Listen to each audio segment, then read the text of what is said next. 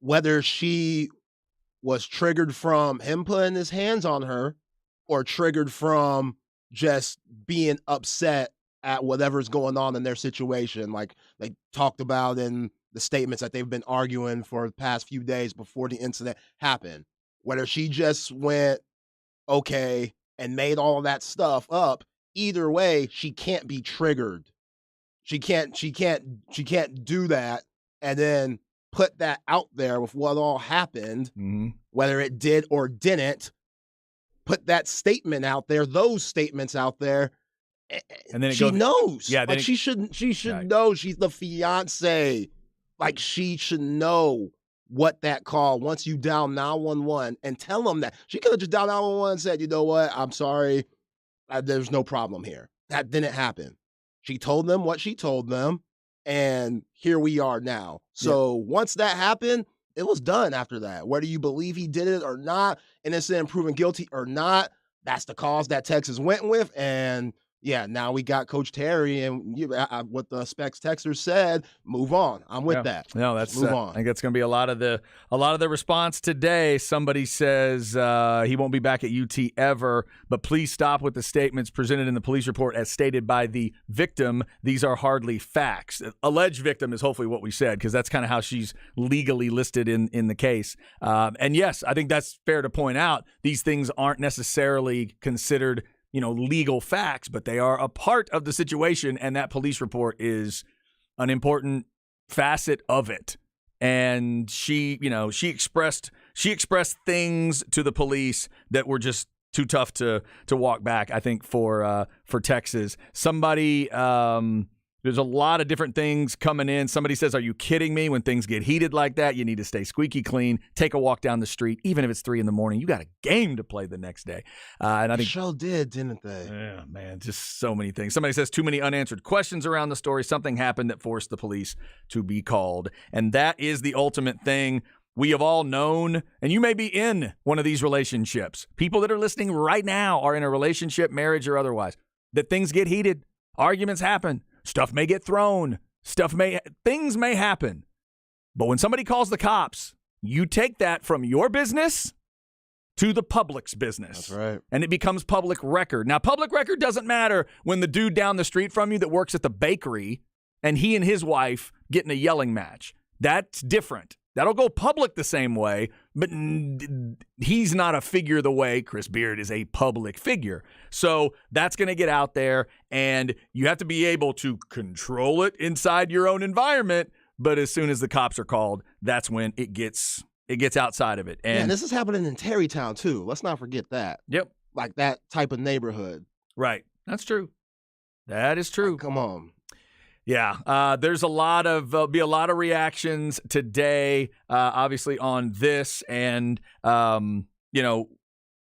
Again, the charges have been dropped, but right from the beginning, when those letters came out from the university and the lawyers and everything, the university clearly stated whether this is a misdemeanor, felony, whatever, whether he's charged or not. That's not what we're making our decision based on. We are not. We believe he acted in a way that means he can't be the coach. And that's how they kind of pressed back on the lawyers, like, okay, before you go off into this world of accusing us of something, just you understand something happened too. Something happened. We think it means he can't be the coach anymore, and we've got paperwork that allows us to get to exit away from that relationship. Yeah. So now the question is going to be, does Chris Beard really want to because this will be another indicator, Zay, where we watched it. Somebody has texted us already about Mike Leach and some of the legal stuff he tried to deal with Texas Tech and how'd that work out for him? Not well, trying to get that money back. Interesting. And Mike Leach had a point, by the way. Mike Leach, to me, had a case. Yeah. I don't know that Beard does here. And if he really wants another job and he wants to move on, this is the kind of thing it's going to be tough, I'm sure, for him and whatever ego he's still carrying around, but he's probably going to have to put it down. He's just going to have to put it down, and he, like Texas, just going to have to move forward, because I don't know that he wants to get in that kind of lawyer fight. When do you think he's going to come say something? Make a speech? Now, that's a great question. What would his lawyer tell him to do now that the charges have been completely dropped? I think at some point, if he wants a gig, like next basketball season, He could wait till the offseason, I guess. He could wait for this part of it to die down a little bit, cool down, calm down, wait for a season to even play out, and then somewhere in the late spring, summer, he could do that. If he feels like he wants to strike while the iron's hot and people are thinking about basketball, does he do it like tournament time? He could do that. I'm just trying to think of like a PR person would think of it. Right. Trying to think how his agent would think of it. How do you get Chris Beard back in people's minds the right way? You know, basketball people's mind. You'd probably need to wait until I might wait till later on in the season where teams are establishing who's good, who's bad, and to be blunt, who needs a coach. And then maybe you go. Or, you know, I guess there would also be an argument for this gets out last night, sometime today or tomorrow. The fiance did the media dump on a Friday with her statement. Maybe it's a Chris Beard statement tomorrow on a Friday. Call a press conference, do a Zoom meeting, throw out something on social media, just lay it out there on a Friday. You could do that. Yeah.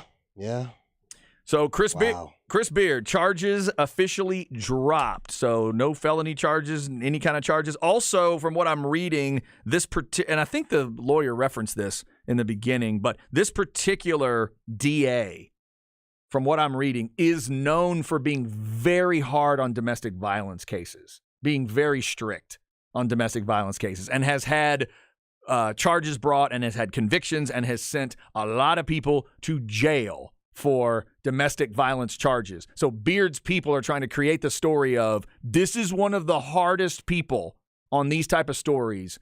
And he cleared it. And they looked at it and cleared it. They looked at it and said it didn't meet the reasonable doubt. The beyond a reasonable doubt, whatever the technical, legal term. So just something to keep in mind there. If you have thoughts on it, Specs text line 337-3776. Now, on the court last night, Texas may have gotten, not that it's just about helping Texas, but we talked about it yesterday, may be a good thing if Tennessee at home could beat Alabama and give them their first SEC loss. Maybe that's good. Actually, yesterday, I guess we were talking about Tennessee losing the home game. Might have been a little better for Texas. So Rick Barnes and his crew did get the win last night, 68-59.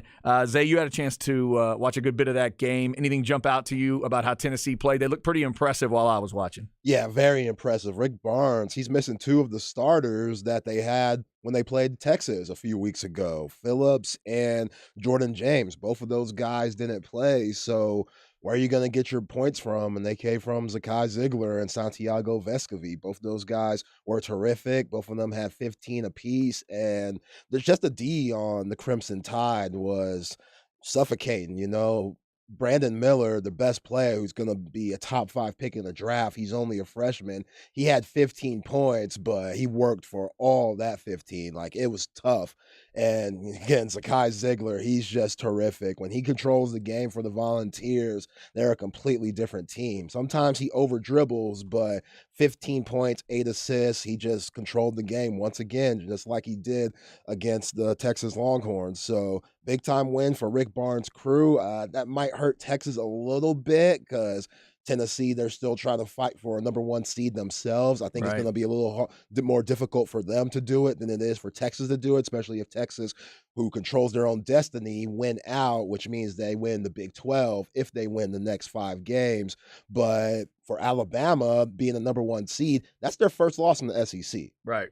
Yeah. So I don't think most likely they're going to get a number 1 seed. I know they lost to Oklahoma. That was their last loss before Tennessee, and that's big and all, but all that does for me is just scare me about this Saturday matchup when the Horns play against the Sooners. Because Oklahoma, they've beaten some pretty good teams this year, even though they've lost some games. Porter Moser's squad, they're still tough. So with them, Oklahoma beating Kansas State and Oklahoma beating Alabama, they're going to come into the mood very confident and see if they could finesse their way in to the bubble and make it in the last 4 somehow. So, yeah, it's just one thing that's positive about last night's game with another number 1 team going down, which that's the 8th number 1 team to lose this year, most since 1993. Wow. It shows the parity in all the nation. You have no idea who's going to win it. You're going to have to really start looking and crunching numbers and looking at coaching and, just seeing these different mismatches and different matchups game by game. But you got to feel pretty good if you're the Horns because, again, with Alabama losing last night, like, they can get got. We saw Purdue lose to Northwestern. Northwestern beat Indiana the other night. Anybody could lose. Kansas, they've had their lapses this year. Baylor, they look good right now, but we saw earlier this season they lost 3 straight opening the Big 12. So who are you going to ride with? It's just about who's clicking from game to game. Coaching is going to be so critical. And yeah, you got to love that for me, that gives Texas a chance. That in any given night, you could lose 2. You could easily go out first round, lose second round in that first week of March Madness and go home, and it'll be very disappointing. But with everybody just being kind of even, nobody separating themselves in college basketball, if you're the Texas Longhorns, that should make you feel good because you should feel like you got a chance. So maybe not the result Texas would have benefited from the most, but Tennessee did get by Bama last night. 68-59, we'll keep our eyes on that. Texas still projected by the bracketologists at right around that 2 seed line, and that's still where Tennessee is as well. And like Zay said, with just that first SEC loss, you'd still be projecting Bama probably as a 1 seed. We'll continue to talk hoops, obviously. Also up next, some NFL notes. Damar Hamlin and his jacket. Oh my God, I can't believe this is a story. Plus, Trayvon Diggs has an idea. I love it. I don't know if it can happen, but I love it. We'll tell you what it is next on The Horn.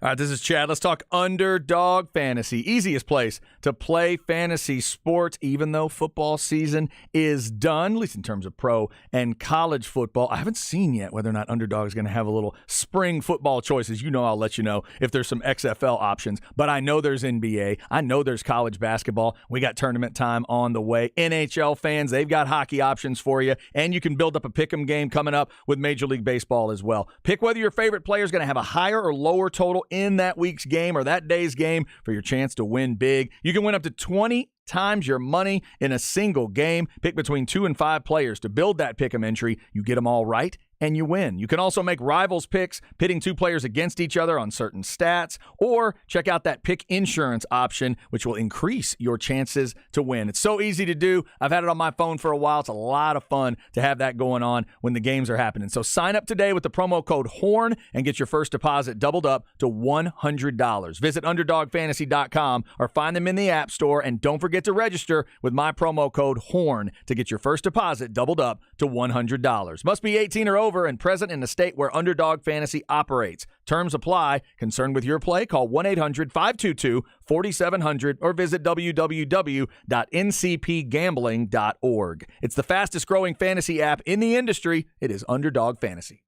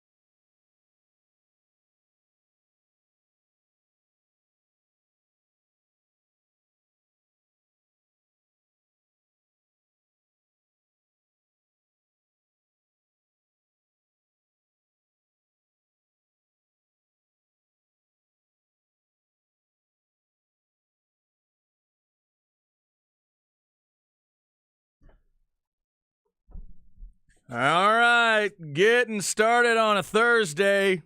Not sure if I've ever had 7 women on my mind at the same time. Glenn Fry was a lucky man back in the day. The Eagles would take it easy. Zay, are you into the Eagles at all? I don't know. This would be an interesting band for you to listen to, whether it's a greatest hits or maybe Hotel California, one of the classic records. This is a huge, huge band for a lot of people. I like the lyrics, thinking of 7 women. That's right up my alley. Yeah, no, it's good. This is good, easy listening rock to me. And Right. I don't mean easy listening as an insult. Easy listening to me is a compliment sometimes with music, because everything you listen to shouldn't be difficult to listen to. Right. This is something where you can just really get comfortable with some Eagles tunes. There are some people that don't dig the Eagles, but I like some Eagles stuff. And I did see them on the Hell Freezes Over tour back in the day. So the Eagles will not be a part of our album discussion later on, but we will let you know that coming up at 2:05 today, we're going to start a new segment on the show. Now that we're out of football season, this time slot has gotten into some different things over the years, whether it was movie reviews. Shout out to our guy Trey Elling. We used to review a lot of movies in this show. But with Zay and I being as musical snobbish as we are, we thought album discussion and musical discussion would be a good idea. So what we've done is Zay's come up with a list of albums to start off that I need to listen to, and I've come up with a list of albums that I think he needs to listen to. So today we are going to discuss the album that I've just listened to for the first time, To Cal by Method Man, and Zay's going to discuss an album he just listened to for the first time, Appetite for Destruction by Guns N' Roses. That's coming up at 2:05. So we'll have some fun with that. We're going to go through this list. We're going to get into some albums later that neither of us have listened to. And don't worry, you listeners are going to be a part of it at some point too, giving us ideas of albums we should check out. All right, so we will do that later in the show. But right now, we must get to the story that I knew was coming. I just didn't know when it was coming, how it was coming, and exactly what it would be. Zay, I joked with people weeks ago when the Damar Hamlin thing had developed and he was getting better and he was coming out of the hospital and it was that incredible story and all that positivity. I joked with people, what's it going to be when it turns? What's the story? Doesn't he get a little bit, like how many times does he get to mess up and we'll just forgive him? Because he's Damar Hamlin, he just went through all that. Doesn't he get one social media mess that he doesn't have to deal with? But apparently that answer is no. Damar Hamlin attended the Super Bowl, which is really cool. He got to sit with, Roger Goodell, hang out, sit in a suite and all this. Yeah, he sat next to the Kelsey's mom. Yes. But here's the headline on the story that I saw today once Zay told me about it. I hadn't even seen it yet. Bills Damar Hamlin says he meant no disrespect with his jacket. Oh, good Lord. So, Zay, let me see if I've got it right. You correct me when I go off the path. Damar Hamlin wore a jacket to the Super Bowl that had a depiction of Jesus on the cross on the back. Some people got upset once it got on social media and thought he was being disrespectful to Jesus, I guess. And then he had to apologize. Do I have all that right? Yeah, that's basically it. Oh, my God. Yeah, I mean... First off, are you a religious man yourself? Not to where I'd be offended by this. Okay, that's what I was going to ask. Like, did you feel offense when you saw it? No. Okay. I just think it's a weird jacket, like kids these days. That's what I thought. You were the old man. Yeah, I was an old man. Like, this is what kids are into. These kids in their weird jackets. Like, we literally talk about these rock legends and their album covers and stuff like that. Like, how many of those are offensive, especially back then? Right. So why are we getting so offended by this? Yeah. It just looks like a effed up SpongeBob SquarePants, and the cross makes it Jesus. But if the cross wasn't there, I just think it's SpongeBob SquarePants on dope. To be fair, I'm trying to figure out. There's a part on the face. I can't figure out if it's supposed to be sunglasses or is it like. Where are you seeing the sunglasses? There's like a purple circle and a blue circle. And I don't know if those are supposed to be bruises or sunglasses, or I don't know what that is. I don't understand. And maybe I'm just not looking at it exactly right. Maybe those are the eyes. I don't know. I'm I'm not seeing exactly. It looks like a cartoon character on shrooms and a lot of drugs. Cartoon character, but clearly in the the image of Jesus on the cross, complete with the hand and foot wounds that you would associate with it. So yeah, and then maybe the detail that really drives this one home as a 2023 kind of story. Which former NFL player was it, Zay, that decided he was offended by Damar Hamlin's jacket? Adrian Joe Jackson Peterson. Adrian Peterson? Adrian Peterson. One of the greatest of all time. There are some people that have just now forgotten about what he did, and he's going to be the one that's offended. Dude, I ain't forget AD, AP, whatever the hell they call you. Dude, pictures got out of how hard you switch beat your child. Mm-hmm. And people got on you about that. You can't stay calm about a jacket. You really felt the need to tweet out about a jacket. Yeah. Come on, man. Yeah, Adrian Peterson. How dare you, dog? You have no right to say anything. And we all know Oklahoma running backs, they have anger problems. Joe Mixon, Adrian Peterson. List probably goes on after that. Oh, my God. You should be thankful. You should be thanking God's son. This is blasphemy. We all fall short, but come on, man. I find this disrespectful. Oh, brother. Later on, we were able to discuss our thoughts as men. However, I do feel as if the jacket was disrespectful, and it was something that I needed to share. Oh, yeah. See, you know what we used to do? I think maybe what we used to do is if you were in the grocery store and you saw someone wearing a shirt and you felt like that shirt was offensive, you used to just shop.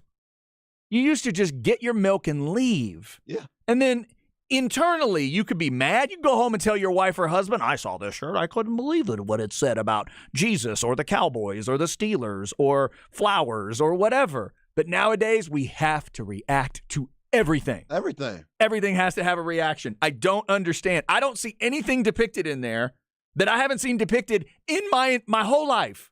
My whole life, I've seen a version of that depiction. When I was coming up in high school is when they came out with that shirt and the back of it had a big hand on it. And there was a nail going through the hand and there was blood everywhere and it said, his pain, your gain. And I always thought that was a little bit much, but I got the basic message of what was on the garment and I didn't go to the papers. I didn't write some op-ed. I just thought to myself, ooh, I probably wouldn't wear that. That's a little far. And then I just went about my day. Why can't we just do that? Because it's a Super Bowl, right? Because everybody's watching. Is that why? Yeah, he's a 24-year-old guy that I guess is in the fashion. This is his fashion. If you're offended, whatever. Yeah. But I don't think Damar Hamlin should have to apologize to anyone. Leave the man alone. I do like that throughout my life now we've swung back over to where it is maybe the folks on the religious right that are saying, hey, it's art. It's just art. Can't we express ourselves? Keep that thought. Keep that thought. That's exactly right. I agree with that. Just make sure we keep it even. Keep everything consistent throughout this discussion. Damar Hamlin, I hope they stay off of you. I hope that's done and you don't have to deal with that anymore. Also, real quick before this break, Zay, I like Trevon Diggs' idea. I just don't think he has any power here. Trevon Diggs throwing out, imagery of Stefan in a Cowboys? Tampering. No, find him. No, he's just got an idea. Find the man. No, he's got an idea. Find him. He wants to be the Kelsey brothers. What's wrong with that? They don't play together. What's wrong with that? He wants to be the Kelsey brothers. They don't play together. They didn't go to the same college. He wants to be who are the brothers that played together with the Edmonds brothers, the Watt brothers. That's what he wants to be. Nah. He wants to take it another step. I get it. Cowboys fans, they would love to have Stefon Diggs. Yes, I would. The man's amazing. Second team All-Pro, Pro Bowler. The man is really good. And he'll talk that stuff too. He'll let you know he's really good. But Jerry ain't going to make that move. There's a lot of recruiting going on here. Micah Parsons making the reference to Calais Campbell about throwing on a Cowboys helmet. And now Trevon Diggs is trying to get his brother to throw one on. Yeah, all those guys know Dak Prescott needs help. That's all they know. That's it. They saw their quarterback and what he did for them this year. He needs all the help he could get. He did not offense, defense, etc. He did not have elite weaponry. There is no doubt about that. All right, there's some NFL notes for you. If you have thoughts on the Damar Hamlin silliness, you can let us know. Let us know if you were offended. Let us know so you won't actually send it to Damar because that would be silly. Coming up, we'll get you a crap bag. XFL, they've got a team in Houston. I'll try to make you care, but whoa, that roster was interesting. We'll get into that, plus a couple of the rule changes that they're going to deal with that maybe you'll find interesting. That's next on The Horn.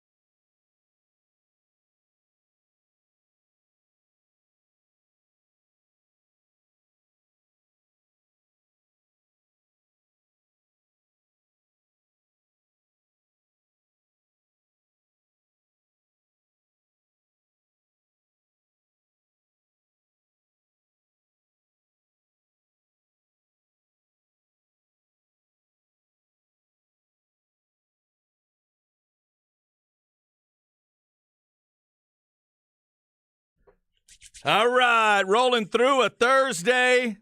Oh, I know this one. In fact, this is a good idea for an album you and I should both listen to.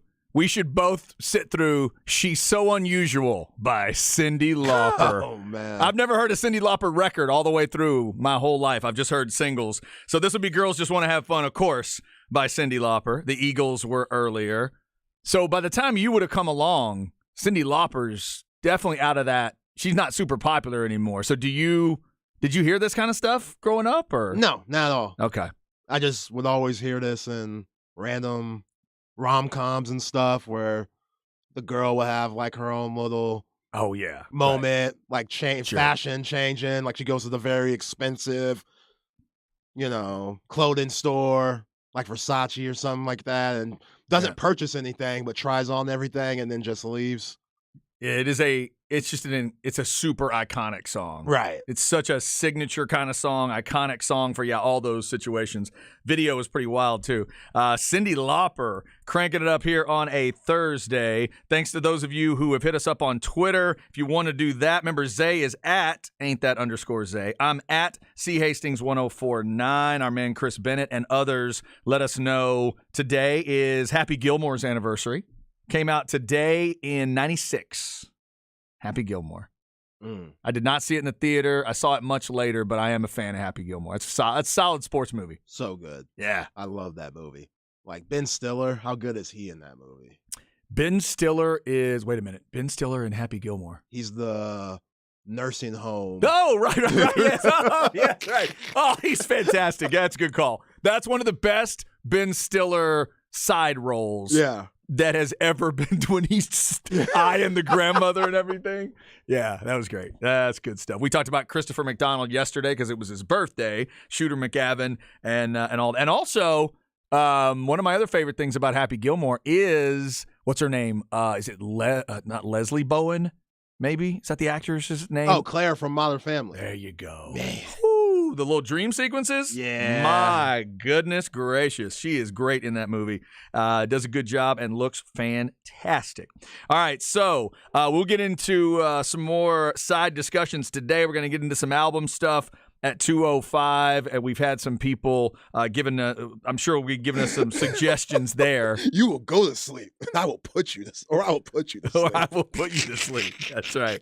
Exactly. Oh, my God. One other comment before we get to the crap bag on Damar Hamlin from one of our texters. I think hopefully we can all agree on this one. This texter says, the man was clinically dead for over 9 minutes, and now he's alive and neurologically intact. He can wear whatever he wants to. Back off, AP. Good point. Exactly. Good point. I don't know what Damar Hamlin could have worn to the Super Bowl that would have offended me. But of everything he's been through, let him express whatever it is he wants to express. We got to give him one, right?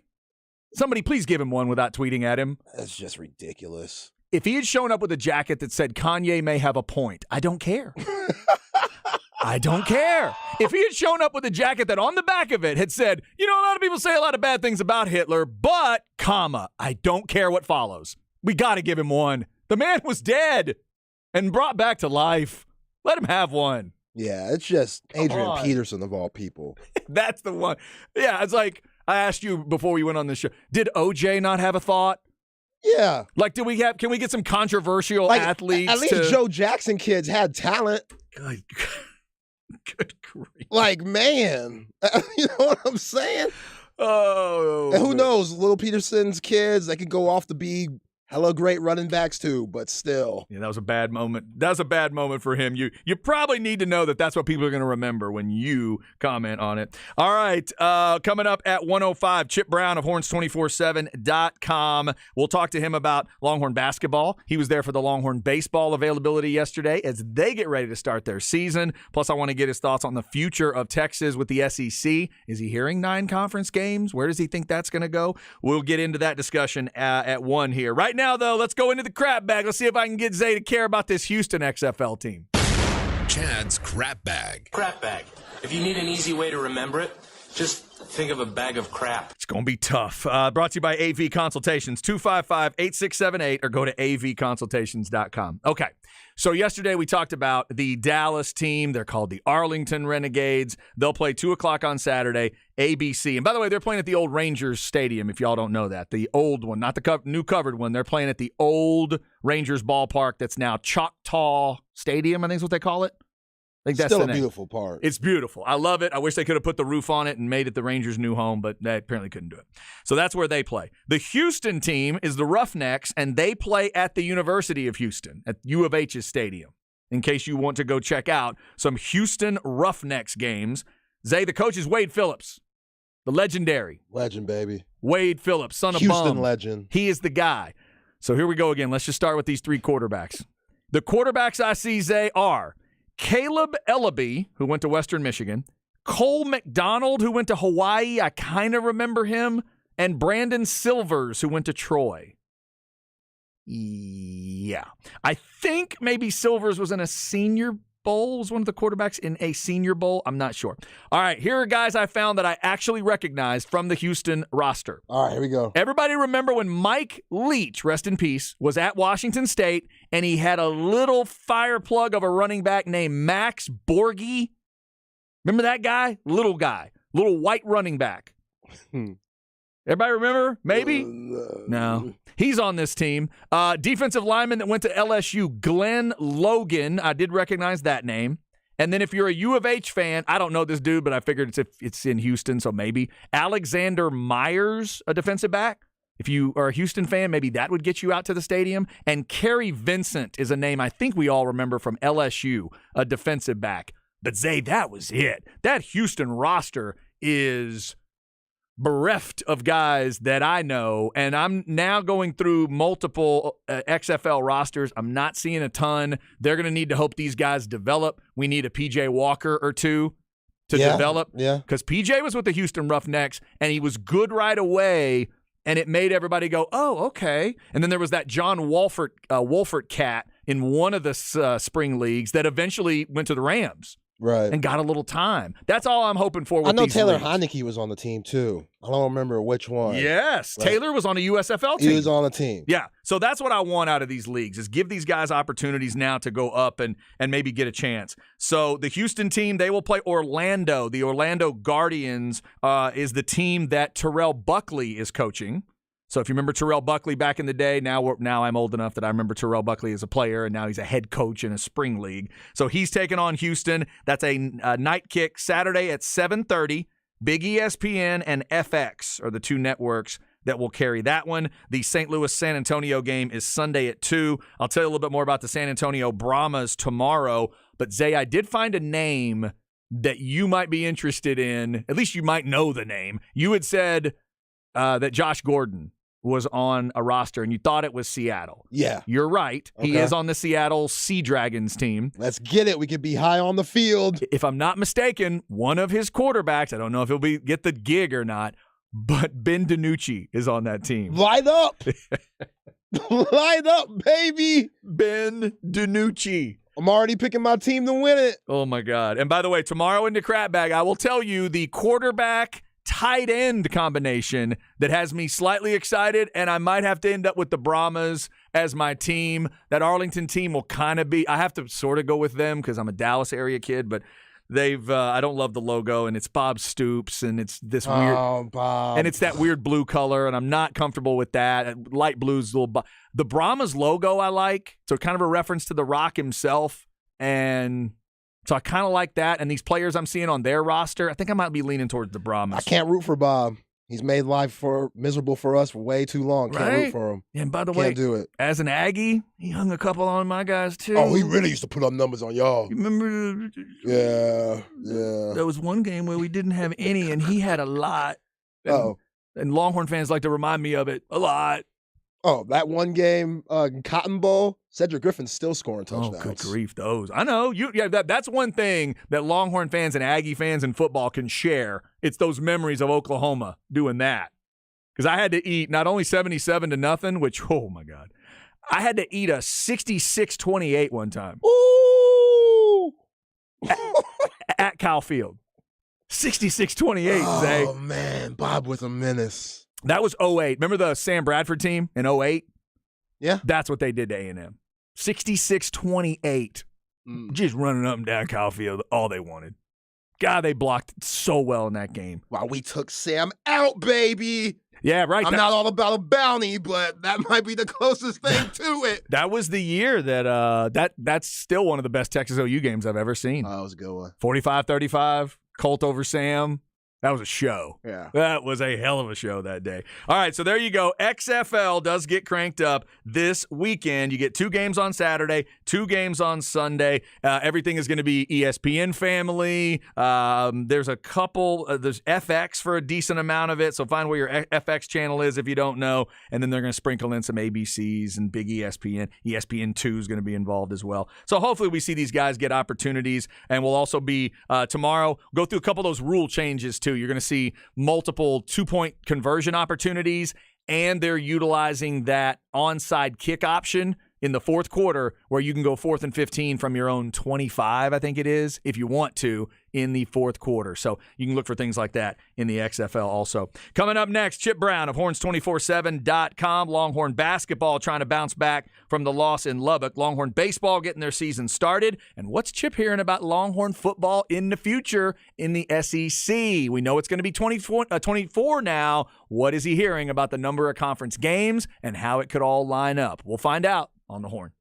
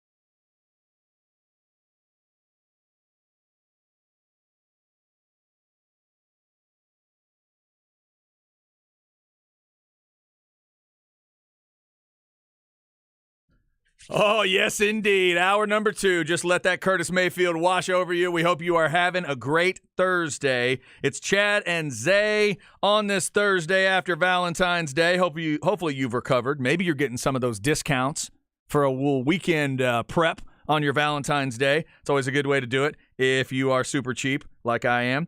Lots of stuff on the board today. Real quick finish up on the XFL discussion in Houston. Thanks to one of our listeners who texted. We got a local product that is on that Houston Roughnecks team. Davion Davis from Hutto.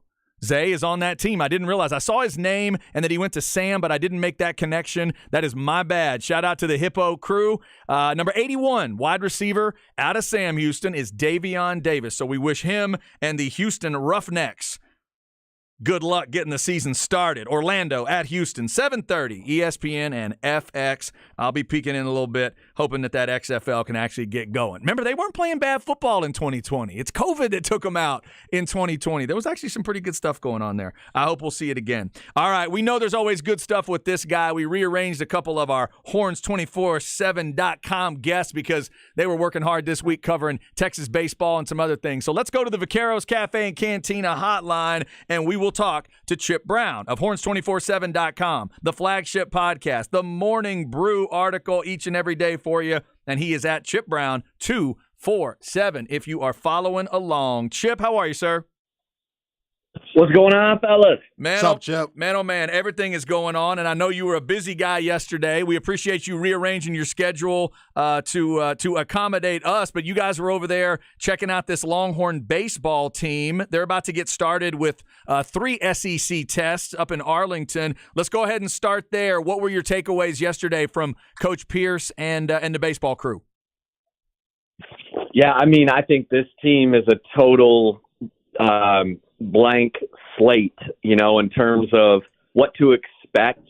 I mean, I think Texas fans should definitely channel down their expectations from the last 2 years of going to Omaha, when they had an established pitching rotation and guys, you know, who are capable of dominating on the mound. This year, you're looking at Lucas Gordon, who, you know, did a nice job as the number 3 starter last year.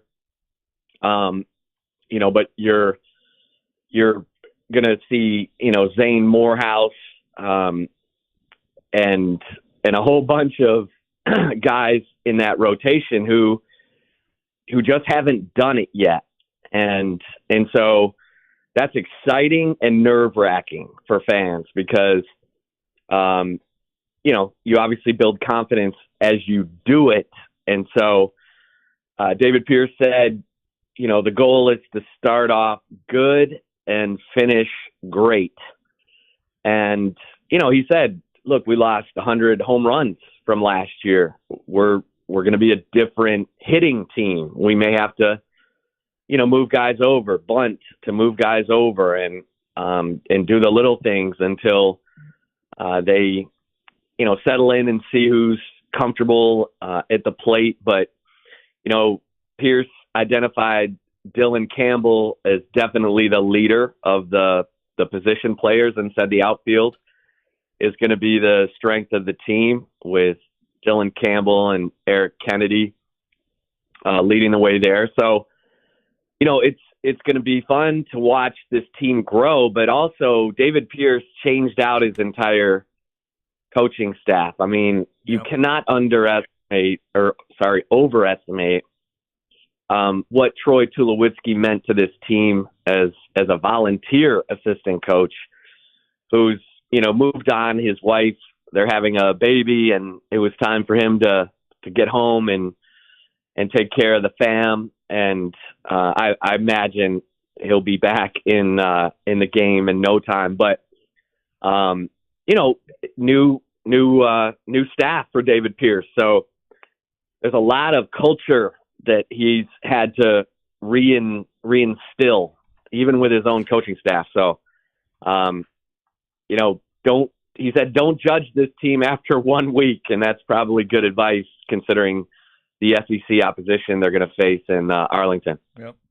Yeah, Chip, it's going to be hard for Horns fans to come down to reality because a lot of those fans have property in Omaha with how much Texas goes up there. So that's going to be tough. But like you said, with over 100 home runs being missed this season, Ivan Melendez is one of those key guys that they're not going to have this year. Is there anybody in this lineup that you see could take that next step of really being the star on this team and getting Texas to being ranked and what we're used to seeing down to 40?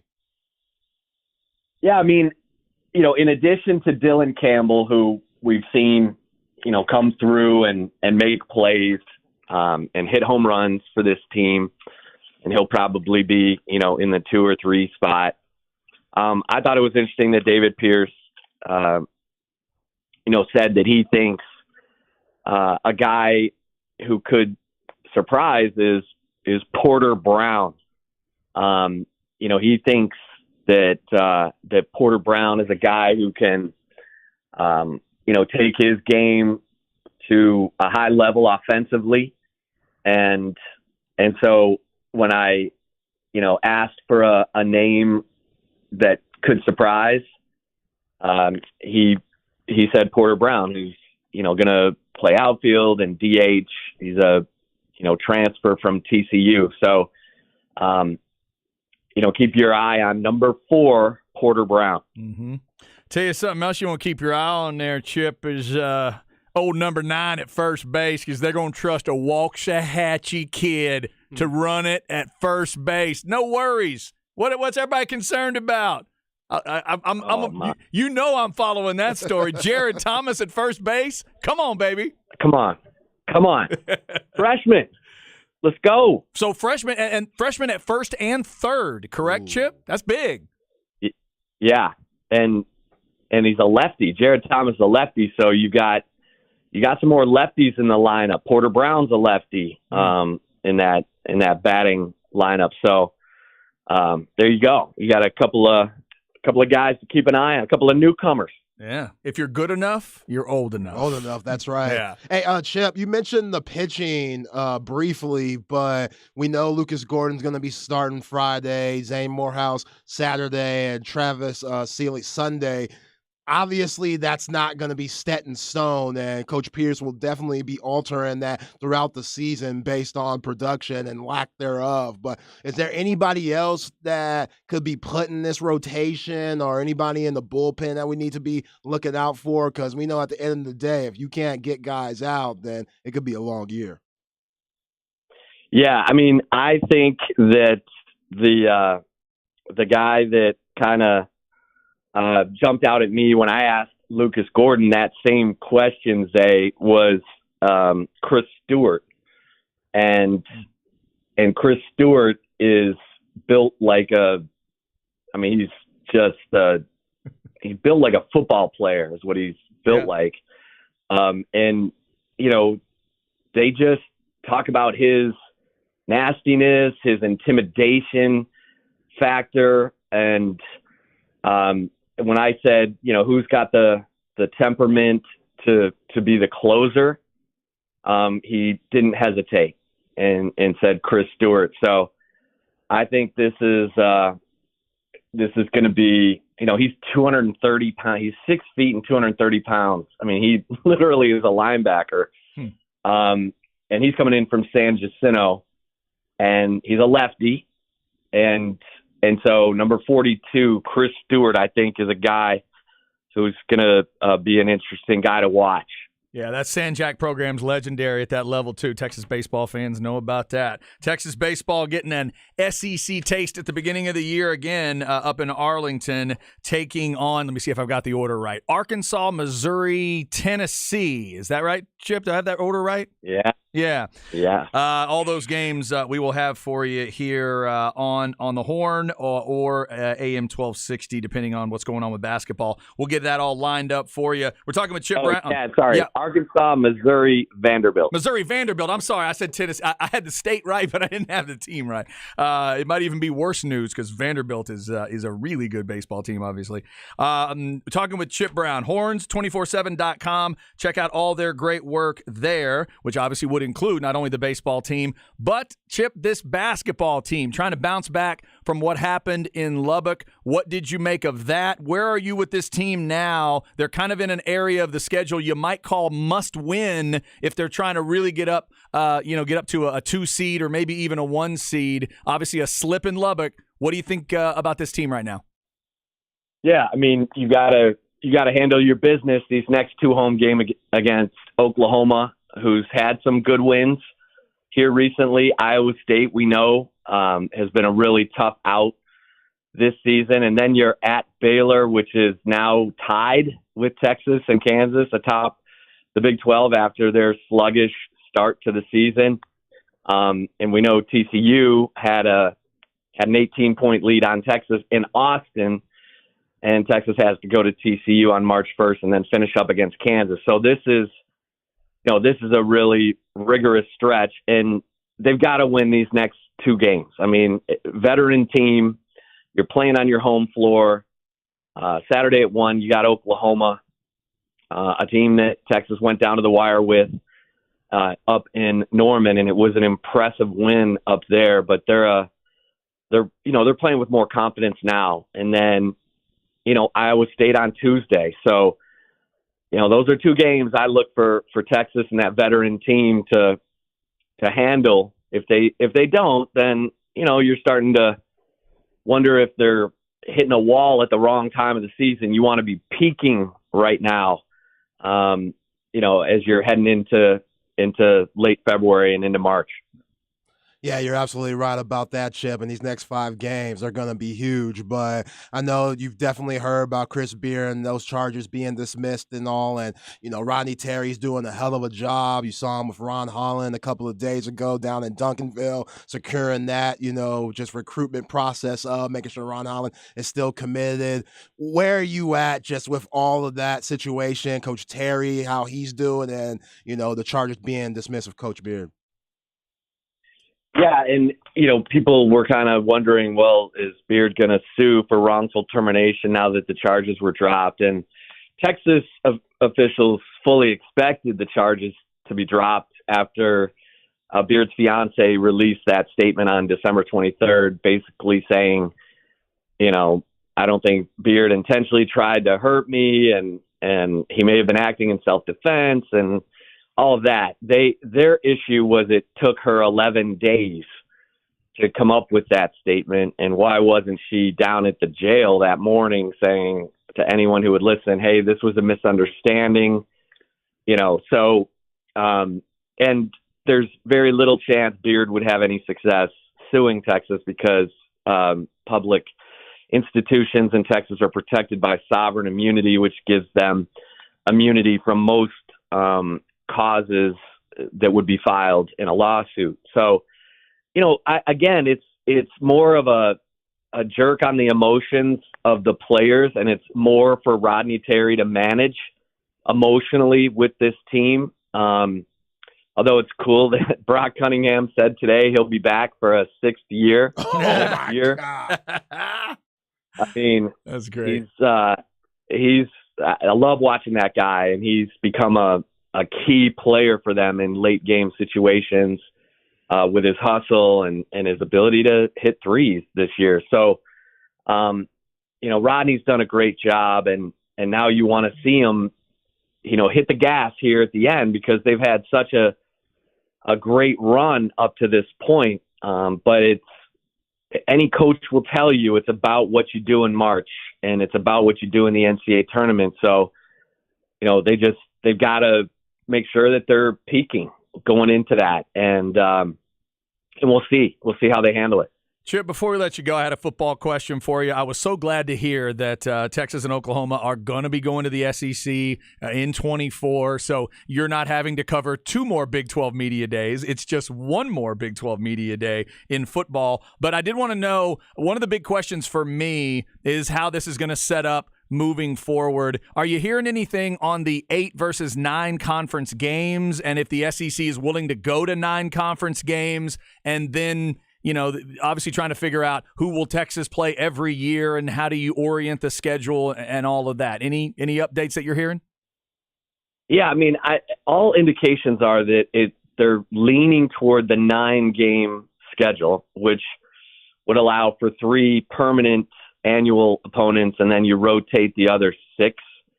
And I think Texas's, 3 are going to be A&M, Oklahoma, and Arkansas, and that's great for the history and the tradition. If you look at those schools, those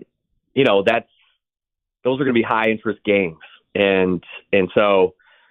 I think that's where this thing is headed. Obviously, there's still time. Then the question becomes, okay, would Texas and A&M play on Thanksgiving, or would A&M stick with its, SEC tradition now of playing LSU on, that Thanksgiving weekend? So I think that's where it's headed, Chad. That's good. Yeah, I think that's where it should be headed. My only fear is I don't want the SEC to continue that 8 conference game thing, because it enables too many of those matchups we don't want to see. Chip, we got to get rid of that November weekend where the SEC is pillow fight. The pillow weekend where Wofford and Chattanooga and all that mess come in. That they got to get rid of that if Texas and OU are going to show up. Hopefully they can stop that. Yeah, I totally agree, and I think ESPN wants the 9-game schedule because that allows for more of the great matchups that everyone wants to see, and allows for the 3 annual common opponents as opposed to the 1+7 model where you'd only have 1 annual opponent and you rotate the other 7. So.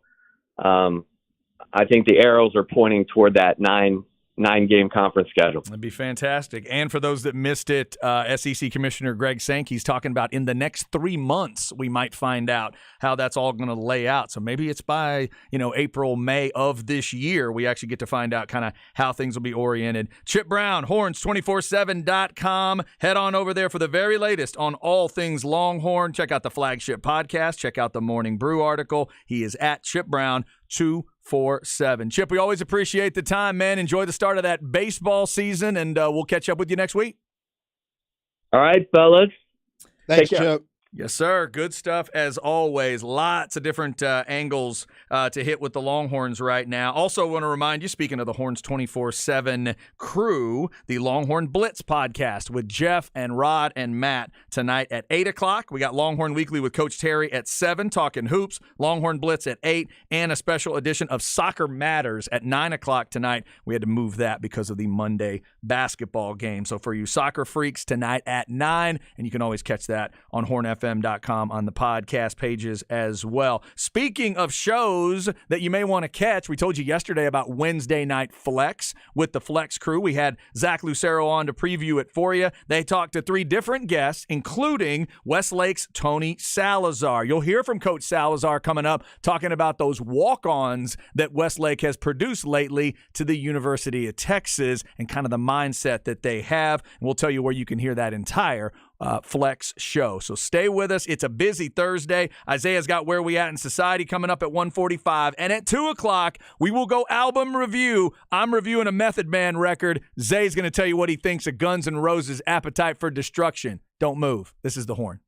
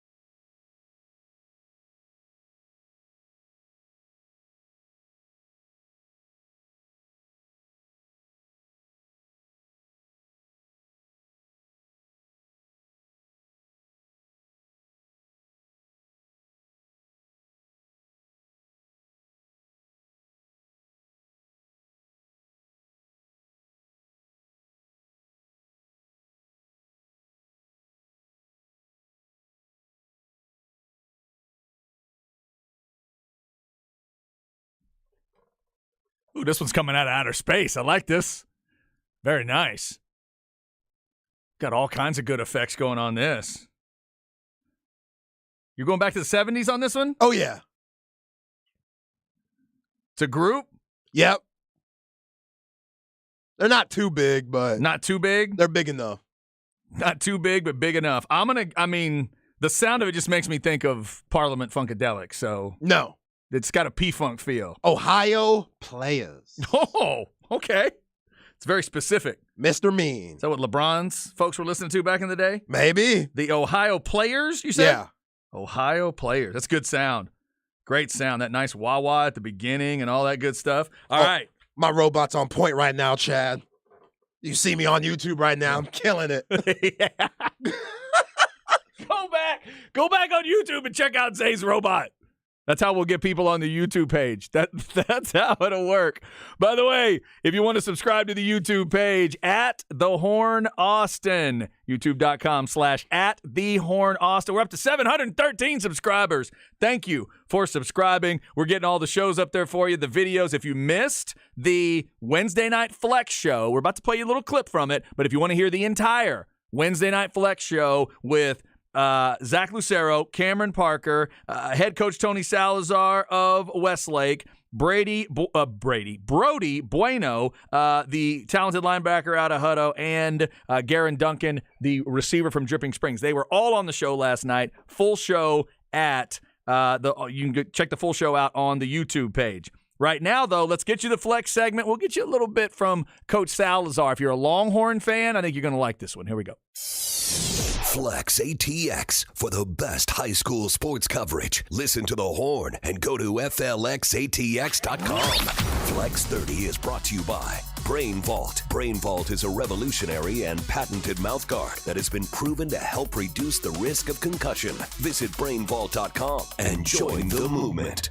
Obviously, when we talk about Flex, we talk about a lot of different types of sports, but also different, levels of athletes. There's going to be those 4- and 5-star athletes that are headed to big D1 programs and getting the full rides and all of that. But also we tell you about guys that are going to a little more mid-level schools, guys that are going to smaller schools, athletes that are going to all different schools, and we're just hoping they get those opportunities. There are also opportunities on the walk-on side of things. And last night, the guys got a chance to talk to Tony Salazar of Westlake, and our man Cameron Parker asked him a question about walk-ons from Westlake that have ended up helping out UT. Interesting back and forth here. Check it out. You just mentioned, those kids that have gone from Westlake to the NFL and D1. It's well documented, the pipeline that you have going on, Coach. But what's equally as impressive to me is the number of walk-ons that come from Westlake, and two guys in particular, Bryce Chambers and Michael Taff. And I want to get to Michael Taff here in a second, but I want to ask you about Bryce and all these kids, because there's probably a handful of players that they spurn playing time at a program to come to a program such as maybe Texas, right, and find a way to make playing time even though they know that it's going to be an uphill battle. I'm just curious, what is it about Westlake that brings players like this? Because I imagine as a PWO, you have to have not only humility, but you got to have hunger that is rare to find in athletes this day. That's a good question. I think I'll go back to kind of, and I'll use obviously my experiences with Mookie and Michael Taff and obviously and Bryce and the Chambers family that have been through Texas for a while now. I think what our kids at Westlake enjoy is they enjoy going and empowering another football team, another program, the concept of winning. And that may sound cliche or simple, but I really think that our kids know that they understand the formula and the work that it takes to win. And they're confident enough to be able to express those views and obviously the attributes of a winner to another football team. And I think that's what Mookie Taff brought to the University of Texas, was a guy that would not be denied. If you're gonna run a rep of a gasser, cross from one side of the field to the other side of the field, and they're looking for who finishes first, Mookie Taff's going to try to finish first. And if you don't finish first, he's going to tell you about it. He's going to ask you, how come you didn't finish first? If you were a 5-star player and you didn't finish first, and I'm going to walk on University of Texas, how do you think that makes that 5-star feel? That's Mookie Taff. That's what leadership looks like. And we try to ingrain that in every single one of our kids. And I think Chambers, I think he said, an awesome quote at the end of his signing day the other day as a PWO was, he's going to try to find a role on the team. find a role on the team where he can hopefully, teach the rest of his teammates how to win, and what that looks like with his work ethic, with his obviously dedication, and obviously with the execution that he does on the field. And I think that's what he wants to be. He's part of a team that knows how to win, and a part of a team that understands obviously the many steps that it takes to be successful in college football. Coach Tony Salazar last night on the Wednesday Night Flex Show. Again, check out the whole thing on the YouTube page at FLXATX on your socials. We'll tell you about a couple other local products here in just a second. But, Zay, cool to hear the coach talk about it. Michael Taff, Longhorn fans, I've already seen him rocking the 36, and now Bryce Chambers coming in to help out. But that's a great point that Cameron made in the question. Sometimes, these guys could have other opportunities, but deep down, especially you could understand it, right? Being over at Westlake, being right here in the area, the idea of going and wearing that burnt orange and just being a part of it, that's a big deal. It is a big deal. And if you're Steve Sarkisian, going right down the street to Westlake, one of the most historic, best programs in Texas football history, and plucking guys out of there to help your program, whether you give them a scholarship or not, they're going to be productive.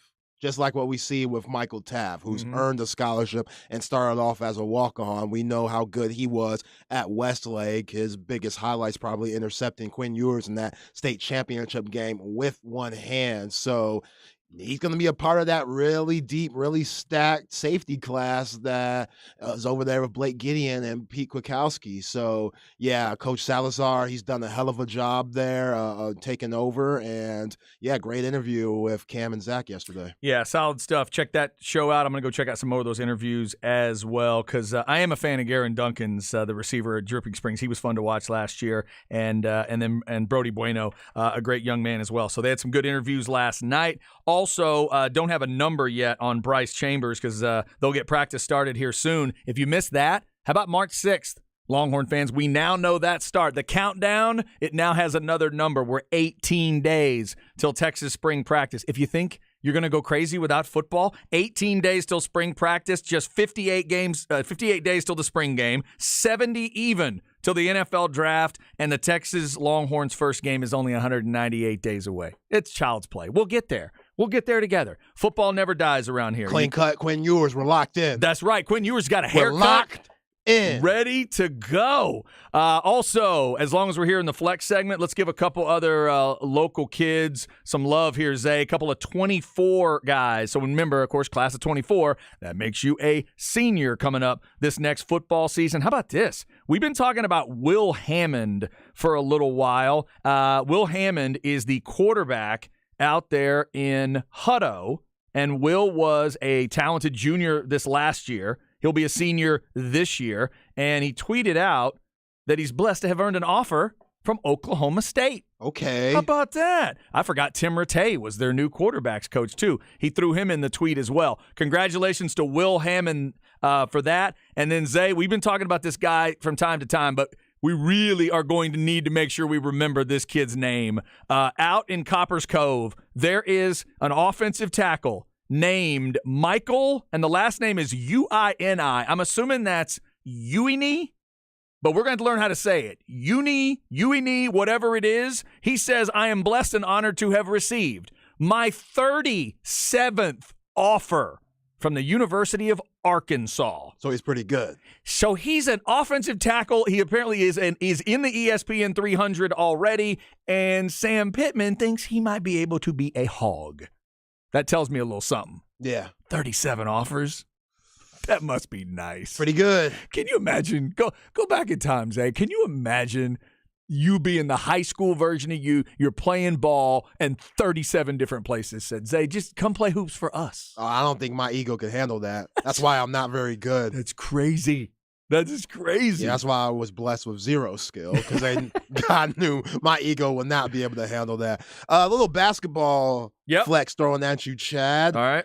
Dripping Springs and Anderson are going to play for fourth place either tomorrow or Saturday. I'm sure. I don't know when that game's going to come out, but that's going to be to get in the playoffs. Both of those teams are tied for fourth place in 26-6A. So whoever wins that game, unfortunately, will have to play against Coach Thompson's team And Stony Point. And Stony Point. Yeah. I think I might be able to help you there because our guy Jack Farrell, I believe, calls the Anderson games. I think it's tomorrow at 7. Okay. Right over here at Westlake. Okay, perfect. I believe, and Jack, if you're listening right now, correct me if I'm wrong, but I think I have all those things lined up. That makes sense. Yeah. I believe that is correct. I'm gonna double check my phone as we're talking here, but yeah, that is big. Let me just double check because we were talking about it earlier in the week, trying to get stuff scheduled and everything. There's 7. Yeah. Anderson and Dripping play-in game to see who gets the final playoff spot. It's tomorrow at Westlake at 7:00. I've known Coach Thompson at Stony Point for a very long time as we've talked to him on these airwaves. If I know him, he's going to be full team deep at Westlake scouting them tomorrow and have this whole squad there. You think he'll bring everybody? Watching that game, watching Dripping Springs versus Anderson because they know they got to play them next week. They should all march in like matching uniforms. They should all march in their uniforms. Or Letterman jackets. Either or. Letterman jackets would be good. Either or, but somebody on Stony Point going to be at that game scouting. Yeah, no, that's a good idea. That'd be a good intimidation factor. Oh, yeah. I like that. We're here to check y'all out. Yeah, because right after you win that game and you're feeling good about yourselves, you look up in that stands, you see Josiah Mosley, the 3-star 6'7", that you got to guard and worry about stopping next week. Could be a little tough. That could be tough. Could be tough. All right, Flex segment every show at 1:30. FLX ATX on your social media. And again, if you've got stories like that, if you've got kids that are, you know of kids at your school that are getting offers, looking for offers, make sure they are tagging Flex at FLX ATX, and we'll make sure to get all those stories out there. And go check out the Wednesday Night Flex show on the YouTube page. Up next, where are we at in society? Zay will let us know. And coming up at 2:00, let's start talking some albums. I listened to a Method Man record. Zay listened to Guns N' Roses. And we're going to give you our feelings coming up at 2 on the Horn.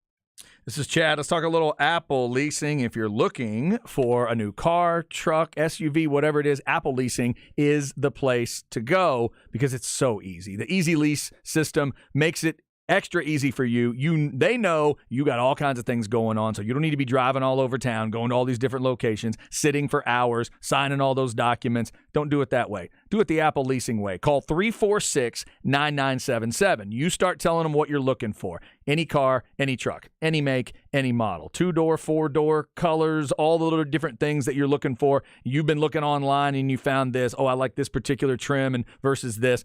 Tell them about everything you're looking for. They'll explain how their leasing process works. It is so much easier to understand, and it makes a lot more sense than even other places' leasing options do. Apple Leasing's been doing it a long time, making sure you're satisfied. Easiest and safest way to get a new car. They'll take those same discounts and incentives that the dealers get, and they'll pass it on to you. You'll save time. You'll save money. They can get you all the deals, all the rebates, all the stuff that dealers get you. They will be able to pass it on to you. 346-9977 or go to appleleasing.com.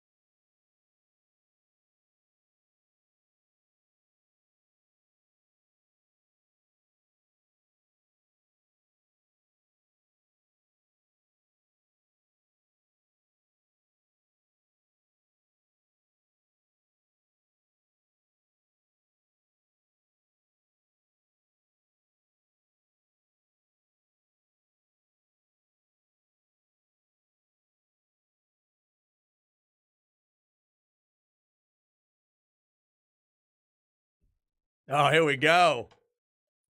She does indeed have legs. ZZ Top. Gotta love it. Saw the 50th anniversary tour of ZZ Top. Really? A couple years ago. Yeah, I'd never seen them live. They were very, very good. Yeah, they're good Texans. They are really good Texans. Out of the Houston area, they had was it a song or an album called Heaven, Hell, or Houston? It might have been both. That is, yeah, so great. Great mixture of just the blues influence that started them out. They brought in a kind of pop rock vibe to it during this period, but always so cool. Always had that good sense of humor about it. Rest in peace to the great Dusty Hill, as one of them is now gone. But I am reading that they're actually going to be back on tour where Billy Gibbons and Frank Beard and others are going to be out there paying tribute to Dusty and ZZ Top. So best of luck to them getting back out there on the road. ZZ Top, Ohio players, Cyndi Lauper, and the Eagles all represented on today's show. Chad and Zay with you on this Thursday. Lots of great stuff coming in on the Specs text line, 337-3776. Before we get to where we at, Zay has mentioned this briefly. We talked a little bit about, we talked about Zay's father on the show, legendary basketball coach, C.C. Collier. And now retired. How's retirement going? Is he enjoying it? Oh, yeah. He's not freaking out and going to everybody's games and coaching random people? Nope. He's Okay. not that guy. He's chilled out. Playing a lot of golf. He's got it out of his system. Yes. That's good. Oh, he's golfing now. Oh, he's golfing now. Yeah. Did he ever golf, or did he just pick He's it up? always golf. Okay. He's always golf. Now he's real good at it. Yeah, I bet. no, he's always been pretty good, but now it's serious. Now he's focusing Yeah, in. now he's locked in. Right, I bet he is. All right, so shout out to CC and his golf game. Also, we've mentioned Zay's father-in-law at times on the show because our man Kevin does listen to the show. Yeah, shout out to Kev. Shout out to Kevin. Big and, Kev. And Kevin is a tennis freak like myself. And Kevin knew, I don't know how long ago that was, he let us know, maybe a year ago, months ago, but let us know that at one point he got to hit with Stan Smith and got to name drop, and I thought it was cool as hell. But now your mother-in-law has sent us a video of your father-in-law hitting with Stan Smith. Yeah. So he got to do what he wanted to do. This is in Hilton Head, right? Yes. He got to go to Hilton Head, South Carolina. He took these classic wood rackets, and he's got video of Stan Smith hitting with the wood racket. It's pretty dope. That's pretty awesome. It's pretty dope. I know Stan Smith's one of his idols and guys he's always watched, and him being a big tennis guy, this is huge for him. So happy that he got to do that, and yeah, tell you about, because he's also a big fan of you. So y'all share that bond of, kind of being athletic. Yeah. I'm sure Kevin's way more athletic than me. Yeah, I can both relate to that. I appreciate you at least saying the word athletic in that description somewhere. Yeah, I think I'd be so nervous if I hit with Stan Smith, everything would go over the fence. I don't know if I could keep anything in. I think I'd be flipping out. I'm just hyped that Kevin's rocking the Stan Smith Adidas. Those are legendary. Heck yeah. And kind of has to do with where we are in society. Oh, I like that. There we go. That's a good tie-in. All right, so we'll get to some album discussion coming up at 2. We have mentioned the Chris Beard charges have been dropped and getting Longhorn fans' responses to that. We talked about the DeMar Hamlin story with the jacket. It's silly as hell. Let's hope it's over, but we did mention that. Now let's go where we at in society and see what Zay's got for us. Where are we at in society today? All right, Zay, we're talking shoes or what's going on? Yes, we are talking shoes. Okay. A interesting new fashion shoe that has taken over the world. The Mischief Big Red Boots. That's going. They're trying to sell these things for $350. $350 a pair? $350 a pair for this big ass boot that looks like a huge clown shoe. Mm-hmm. It looks like they are too big for anybody who wears them. Right. Even if Shaq put them on, they would look awkward. But first time I saw him was a couple of weeks ago. Shai Gilgeous-Alexander, the all-star for the Oklahoma City Thunder, he was rocking them when he was walking in to the arena. And I've sent you multiple pictures of other celebrities rocking them. Lil Wayne. Okay. I don't know who this girl is, but she looks interesting and popular. She's rocking them. Yeah, I don't know who that is either, but she looks... So they're unisex, too. Okay, all right. As you could see. Okay, I see Shai Gilgeous. You know the first place I saw him? Where'd you see him? WWE. Really? Seth Rollins was wearing them last week or 2 weeks ago. And they brought him out as a guest on Miz TV, and Miz asked him what the heck they were, and yeah, he was rolling with those things too. So I guess it's becoming kind of a big deal. Mischief boots. Are they comfortable? Do we know? They look really comfortable. They look like the material you'd make Crocs out of. And you've told me Crocs are comfortable, right? Yes, they're very comfortable. I'm wearing my Crocs right now very proudly. Oh, okay. So I'm looking at this Seth Rollins clip. He did a sweet chin music with the Mischief boot. Yes. That's what he hit Miz with, I think. Oh, Miz might be out for months. Yeah. Or it was the softest kick he's ever received. Dude, if they're making those out of that soft Croc kind of material, then you might not feel it.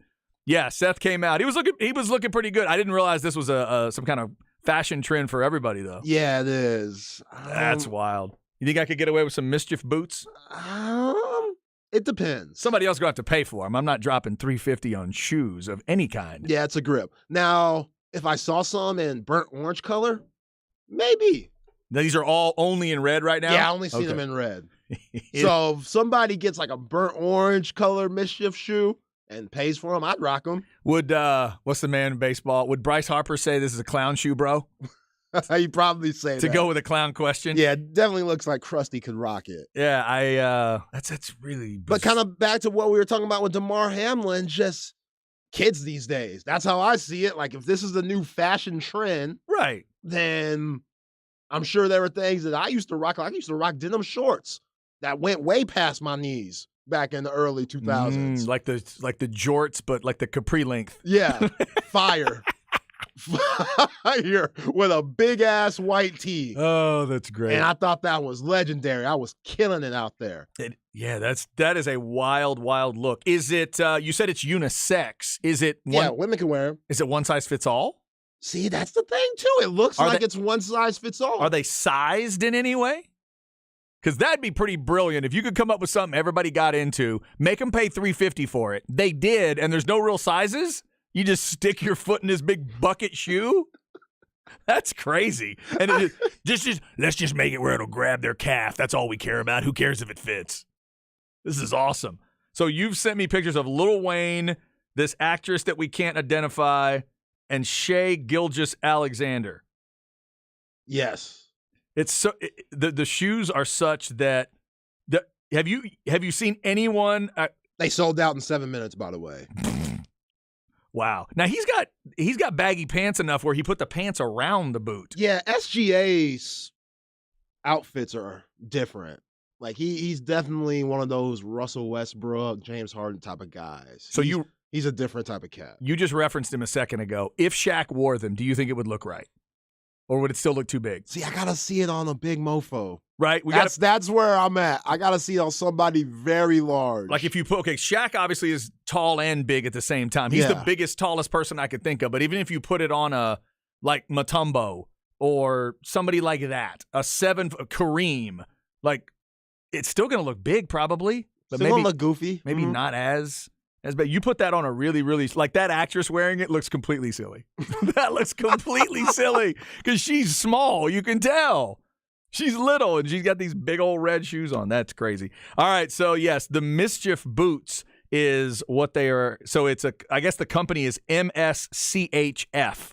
Yeah. Mischief. So it's kind of a acronym, if you will, but it's pronounced Mischief, I guess. These Mischief boots sold out fast, $350 a piece. If Monkey asks this for birthday / Christmas, you copping them? That's a no. Come on, Pops. That is a no. What you mean? It's what the kids are doing these days. She be the freshest one out in Elgin High School. Concert tickets are one thing. $350 shoes? I don't think so. No, you know what? This would be a good lesson. This would be one of those lessons where the parent will say, if that is what you want, we are going to develop a plan for you to pay for those.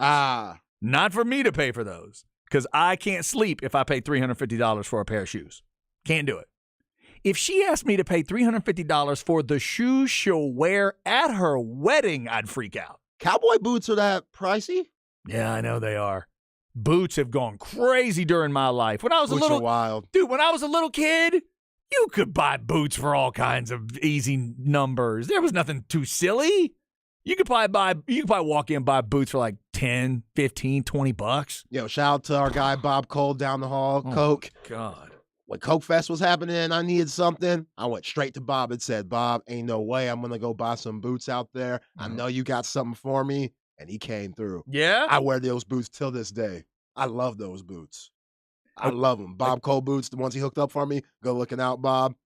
And that's another reason why people pay so much for actual boots like that, because if you find the right pair, you'll wear them forever. Yeah.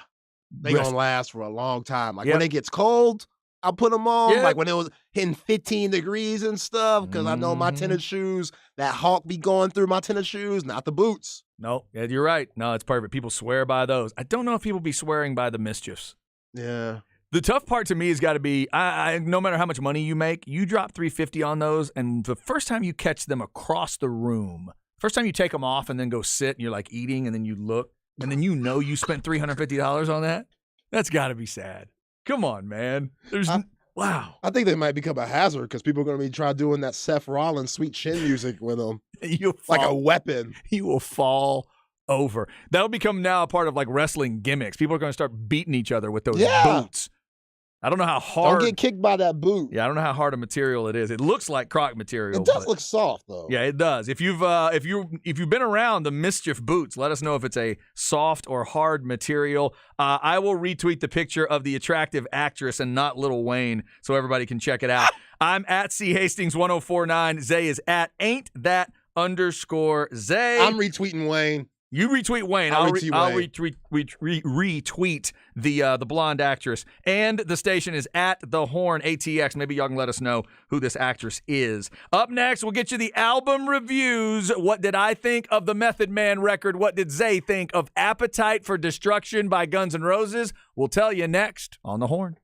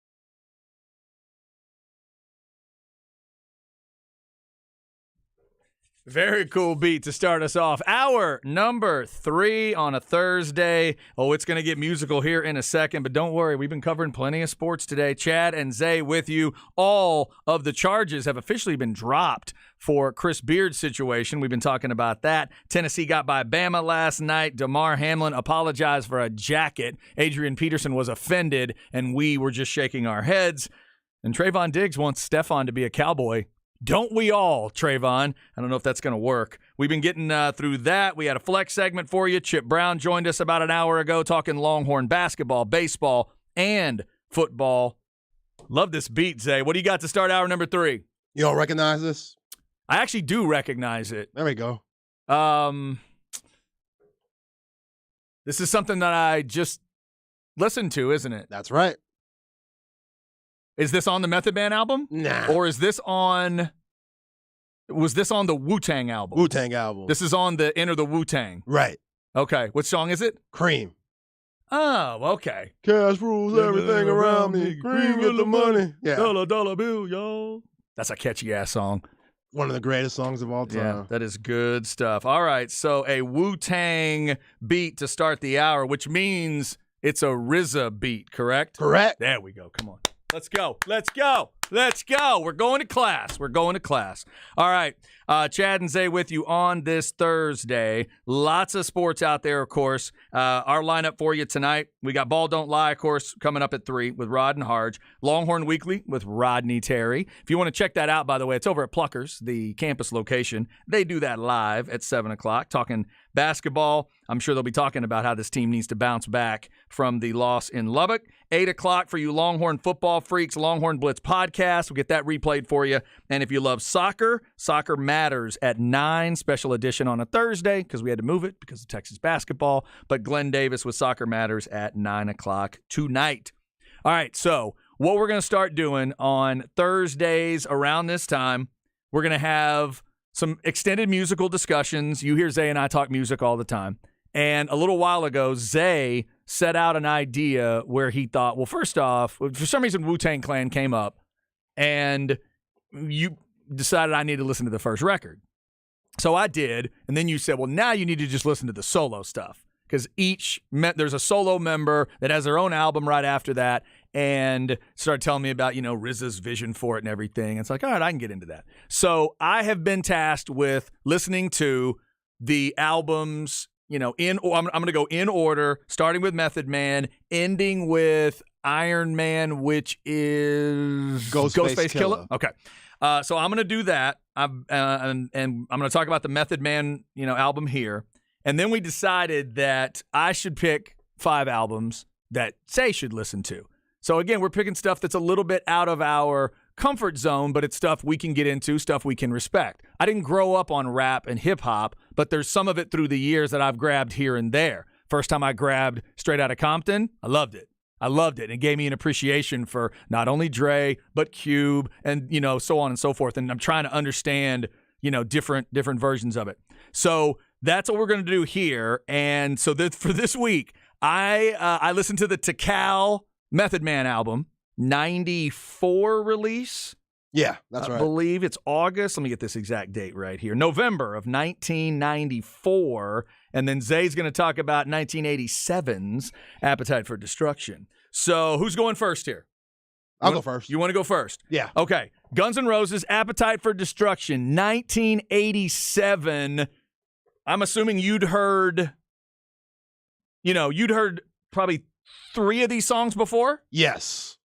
You'd heard Welcome to the Jungle, yeah. Jam, Paradise City, and then Sweet Child of Mine. Exactly. Okay. So those are the songs you knew. Love all those songs, by the way. You already liked them. I do. Okay. So you already liked the vibe there. So tell me about the whole record. You listened start to finish. What'd you think of Appetite? Okay. It was good. Now, did some songs sound the same?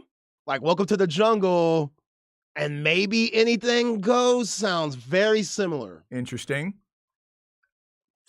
Maybe it's not this one, but that's the vibe I got on some of the songs. Okay. Night Train, one of the worst songs I've ever heard. Other than that, terrific album. Interesting. Bagging on Night Train. That's the only one I really didn't like. Didn't like Night Train, but you like the other songs on the album. I I could see why a 25-year-old Axl was so popular. I could see why Slash was that dude. Yeah. I felt what everybody felt. That's a huge rock and roll fan that says this might be the greatest album of all time. I felt that. You got it. I got it. Okay. Interesting irony there, because Night Train might be my favorite song on the record. I love Night Train. I've always loved Night Train. Appetite for Destruction was big because, so in 87, the sort of hair metal, artificial, plasticky kind of metal was really there. You had bands that had been successful, and then you got derivatives of those bands that were out. Guns N' Roses put an absolute hand grenade in their barrel and blew it up with this album. And it was like, oh my goodness. Yeah. And that's what was cool about this album. It was raw, and it was grimy, and it was sleazy.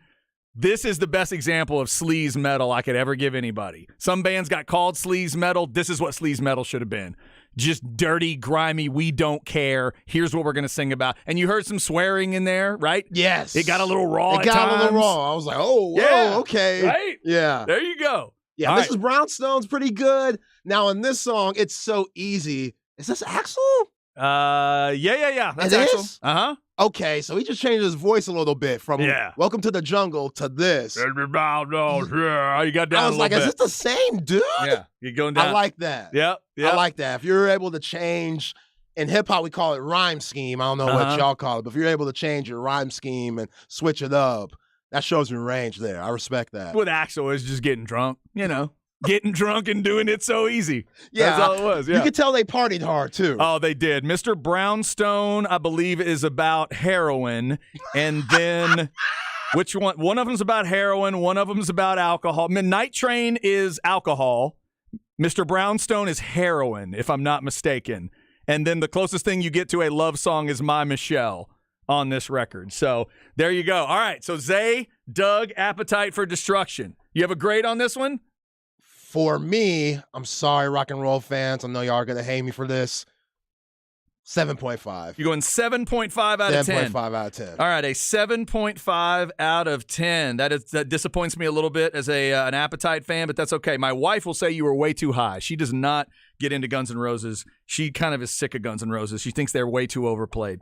I think she's wrong. But so 7.5 on Appetite for Destruction. All right. It's going to take a lot for me when we go rock and roll, not hip hop and stuff. Because again, like you said, getting out of comfort zone a little bit, even though I know of a lot of big time rock and roll and hits like that. You just haven't sat and listened start to finish to a lot of rock records. Right. Just Now, like me with the rap and hip hop stuff. For sure. Yeah. Now, if I listen to somebody else that you have on the list for me, maybe this could change depending on what somebody else sounds like. Or it could make that person sound worse. So up next, you've said you're going to listen to the album my wife has suggested. Is that what you're doing next? Yeah, that's Def Leppard, right? That is Hysteria by Def Leppard. Yep, got that ready. Oh, I can't wait to hear what you think of Def Leppard's Got that Hysteria. ready. First track woman, ready to go. All right, Zay, let's get into this. Let's get into this Tikal discussion. So 1994, November 15th is when this album came out. I am all about concepts in music. I love the idea when Zay told me about the way RZA conceived of the beginning of the Wu-Tang Clan, the fact that there's 9 guys in this band, and the fact that he had a vision and said, we're going to get the record deals for everybody, and then we're going to put out separate records. I think that's absolutely insane, and I love it. I love that he was thinking like that in the 90s. So the Tikal record, I also like the fact I'm an old man that gripes when albums get up to 20, 25, 30, 35 tracks nowadays. I like that it was 13. Thank you. Yeah. Thank you, RZA. Thank you, Method Man. Overall, Zay, I enjoyed this album. I think Method Man, a really good, solid rapper to me. Yeah. I'm following along. I'm a lyric guy. I need to be able to hear what you're doing, right? I need to be able to hear the way it rolls out. I thought he did a really good job there. Bring the Pain is a great song. I like What the Blood Clot. That was a good song. The Meth versus Chef was good. The Release Your Delf with Blue Raspberry. I don't even know who Blue Raspberry is, but I really enjoyed her little take on, Yes, exactly. On what's that song called? I Will Survive. Her little take there on I Will Survive was fantastic. PLO Style is good. Mr. Sandman is good. I still need to go back and listen to the Mary J. Blige redo on All I Need, but that's a great song. The original All I Need is a good song. It is a good song. So overall, I thought it was a really solid record. I wouldn't say it's like my, the favorite rap album I've heard so far. I liked it. I would go back through it. I'm going to go, it's tough for me because I'm trying to figure out where do I start the grading process. Right. Because if I go too high too quick, I may get myself trapped. I don't want to do that. Don't do that. I'm going to go 8.5 on Takao. Damn. I'm going to go 8. Out of 10? I'm going to go 8.5 out of 10. Damn. For what it is, I can hear the foundational quality of it. And from the first few tracks of ODB, I think I'm going to like Method Man a little more than I'm going to like ODB. Okay. I think. So right now I'm gonna go. I didn't want to go. Yeah, I had 8.3 and then I went up to 8.5. It's interesting because out of the 5 Wu-Tang albums that you're going to listen to, this is my least favorite out of the 5. This is your least favorite? Takao. Yes. From ODB's album, I think that's great. Raekwon's is my favorite. Cuban Links, Liquid Swords are gonna get to that with Jizzle, then Iron Man. This is my least favorite, and this was the first one that RZA was throwing out there for the individual guys, and they were recording this on their first tour. So how locked in were they? Because this was their first tour. They were still trying to figure out the industry. So right after 36 Chambers came out and everybody went on tour, RZA and Method Man, while everybody was doing who knows what, hanging out with groupies, working on their own craft, etc., Method Man and RZA were like, back in the back of the bus recording this stuff, like in a closet. So it feels like that, It feels like they didn't get to take the time to really get in the studio like they wanted to and put some out. I know Russell Simmons and Def Jam, they were giving Method Man like a specific time he had to get this done. So if you hear him talk about it, like he kind of tells how he felt pressured. And like it kind of sucked because he knew that he was the first one and he couldn't enjoy the road like ODB and Ghostface and like the rest of them because Def Jam, they gave him a deadline. Okay, now this is a weird question. Now, do you think I need to knock my score down a little bit? Am I giving it too much love? No, it's on you. It might change when you listen to the rest of them. Yeah, okay. That's where I didn't know where to start, right? I wouldn't, because I didn't want to give it it's better than a 7 for me. It's better than a 7, but I get what you're saying. And the interesting thing I want to know as I go through these records, rap is specifically challenging to me in terms of making it memorable, making it like go with you. That's a tough thing to do because the ability to just pull off the rap itself, the body of a rap, that's incredibly talented. You have to have a talent to do it. But do you have something that makes me remember it?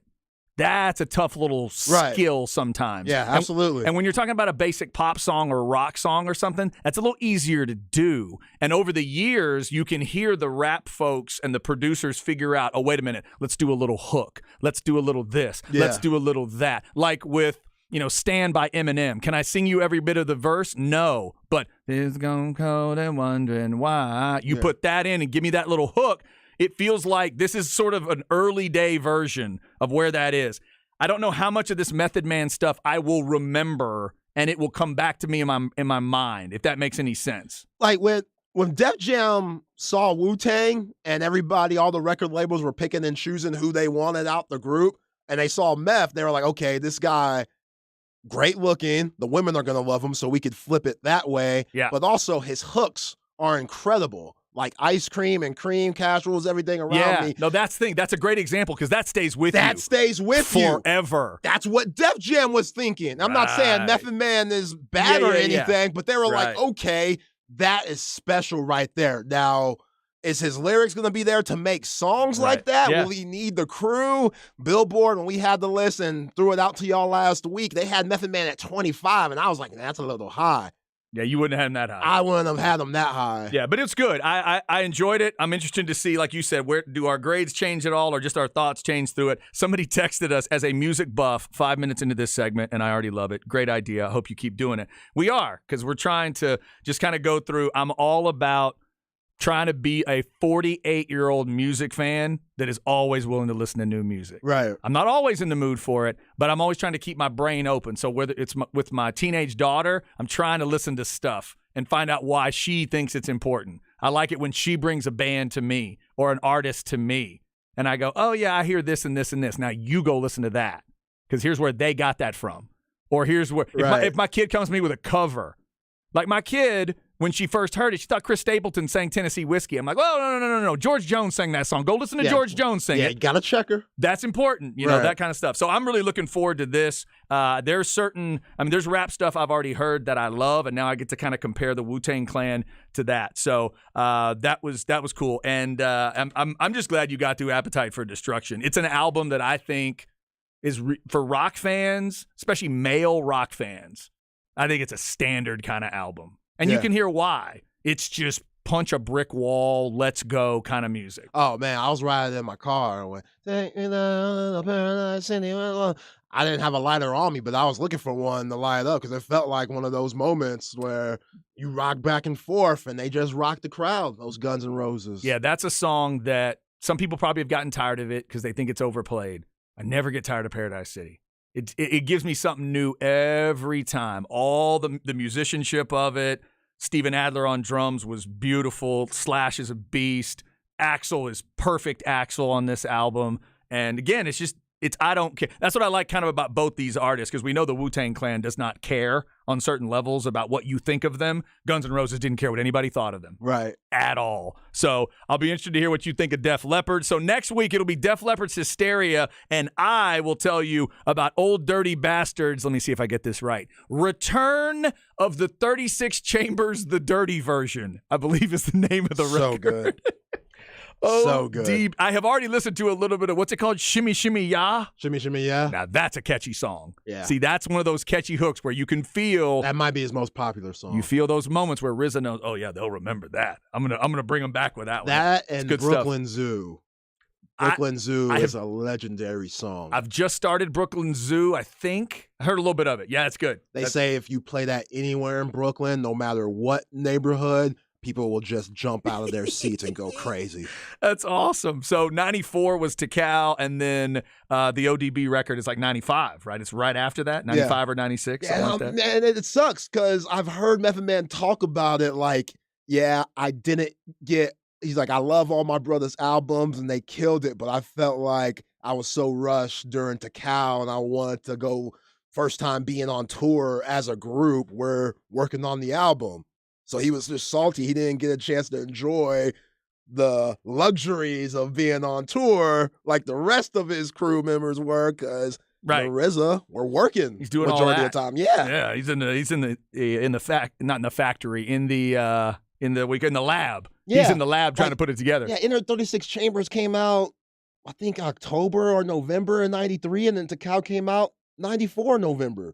So think about that time span. And you have to go on tour. That's where you make your money. It's a lot of work. You know, that's tough. But you're right about that's a good breakdown on the Method Man record too, because being that close together, there almost needed to be time to reset. Yeah. To reset, and maybe that's once you get to the ODB album and others, then you kind of reset the creative stuff there. That is a lot to put out in just a couple years. All right, so the album reviews, we'll do it Thursday at 2. We'll be discussing it throughout. We have a lot of fun with music, obviously, and we hope you do as well. Maybe it gives you some ideas. Later on, we'll get some of y'all's ideas. I want to grab albums that Zay and I have each never heard, ever.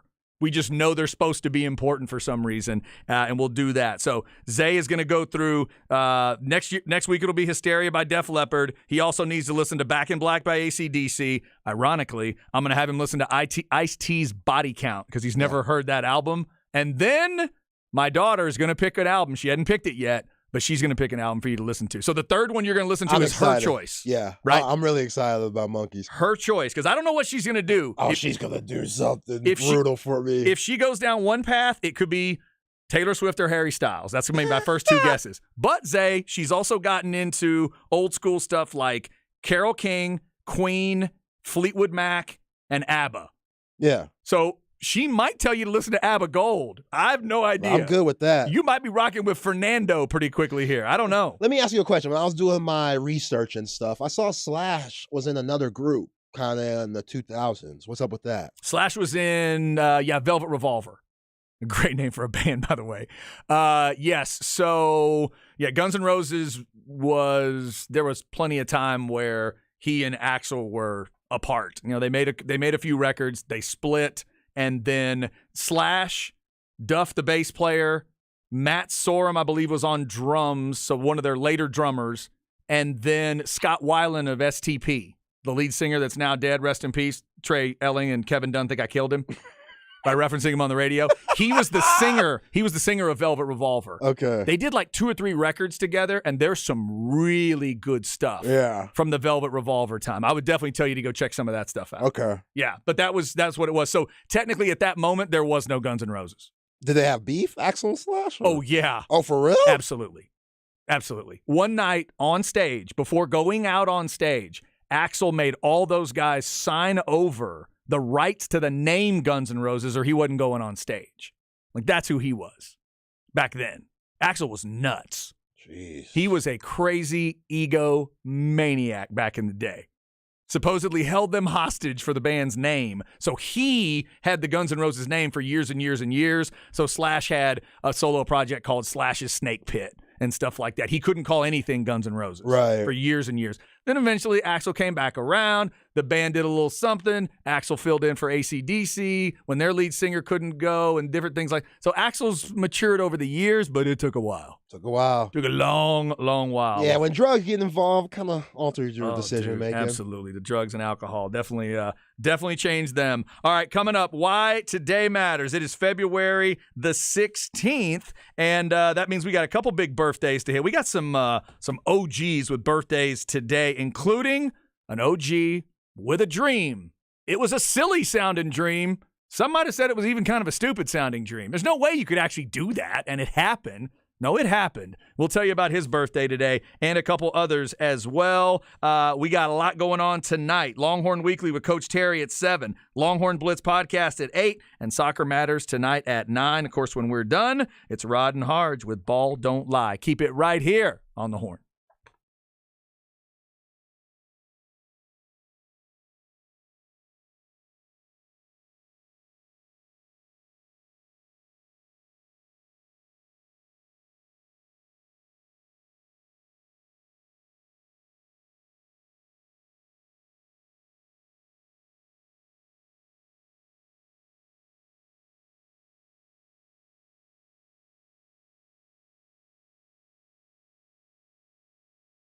All right, let's talk a little sinus and snoring specialist. Hope you're breathing well, feeling well, sleeping well. If you're not, sinus and snoring specialist, that's your place. Go get it checked out. The sinus issues, the allergy issues, the sleeping issues you're having. Do you snore? Are they telling you you're snoring? Well, I was too. Moderate obstructed sleep apnea is what I had. There's different levels of it, and you do not want to let that continue to get worse if you're going through it. Go have them check your nasal passages just like they checked mine. I was 85% blocked, but now I'm not. With that balloon sinuplasty procedure, getting rid of my allergies for good, all the different things they did, right down to the sleep appliance that I wear that Dr. Eckert made for me. Shout out to Dr. Eckert. That was the end of the process to really get those numbers where they wanted it to be. Now I can't imagine going to sleep without that dental appliance, but I also cannot imagine not going to sinus and snoring specialists and getting things taken care of back in 2017. Call and set up an appointment today, 512-601-0303, or go to sinussnoringent.com. It's Sinus and Snoring Specialists. Feel clear,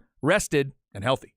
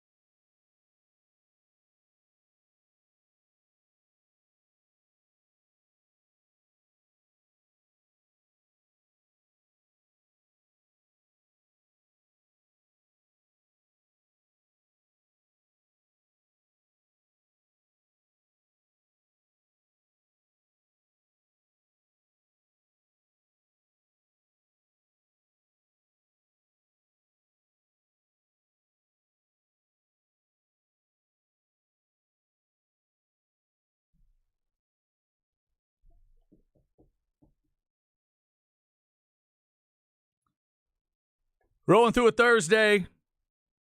This is interesting. Are you going back to a song that I'm hearing that was sampled in a song later on? It was probably sampled This sounds like This Is How We Do It to me. by Montel Jordan. Yeah. Okay, that was probably sampled from this. It sounds like that little, you hear that? When you first started, that's where I thought it was headed.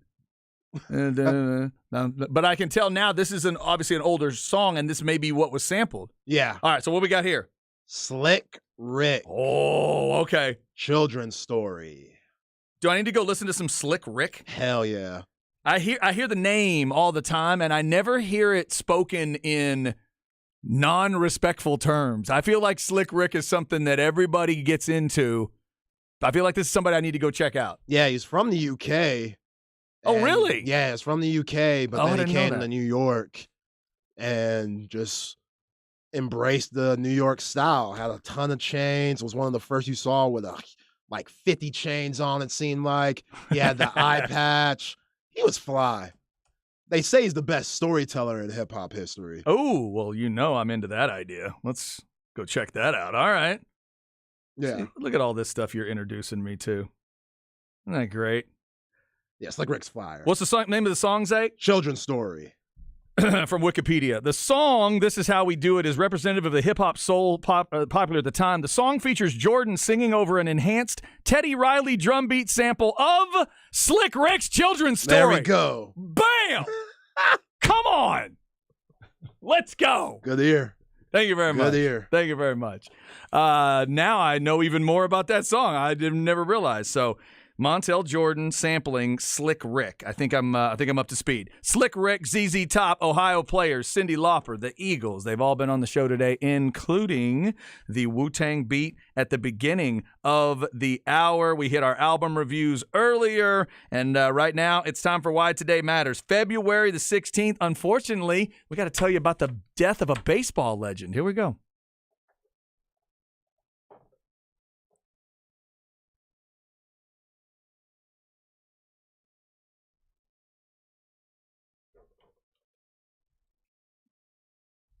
Well, this one sucks. Zay, we talked about broadcasters people just decide they hate, and I don't know why sometimes. A lot of them during my life. Tim McCarver became one of those guys throughout my life. People just decided they hated Tim McCarver. I still don't really know why. But Tim McCarver has died today at the age of 81, and I never got to see him as a player. He was, and as this story is pointing out, 60 years in baseball, 2 World Series titles with St. Louis, and one of the most recognized broadcasters ever. That's how I know him. And my dad would always tell me about his playing time and how good he was and that he was a Hall of Fame player and all that. Played with Bob Gibson most famously back in the day. And but I know him as an announcer. He taught me all kinds of baseball. So shout out to Tim McCarver. Rest in peace. One of the voices of baseball for me in my life. That voice as a commentator took me through a whole lot of baseball when I was growing up.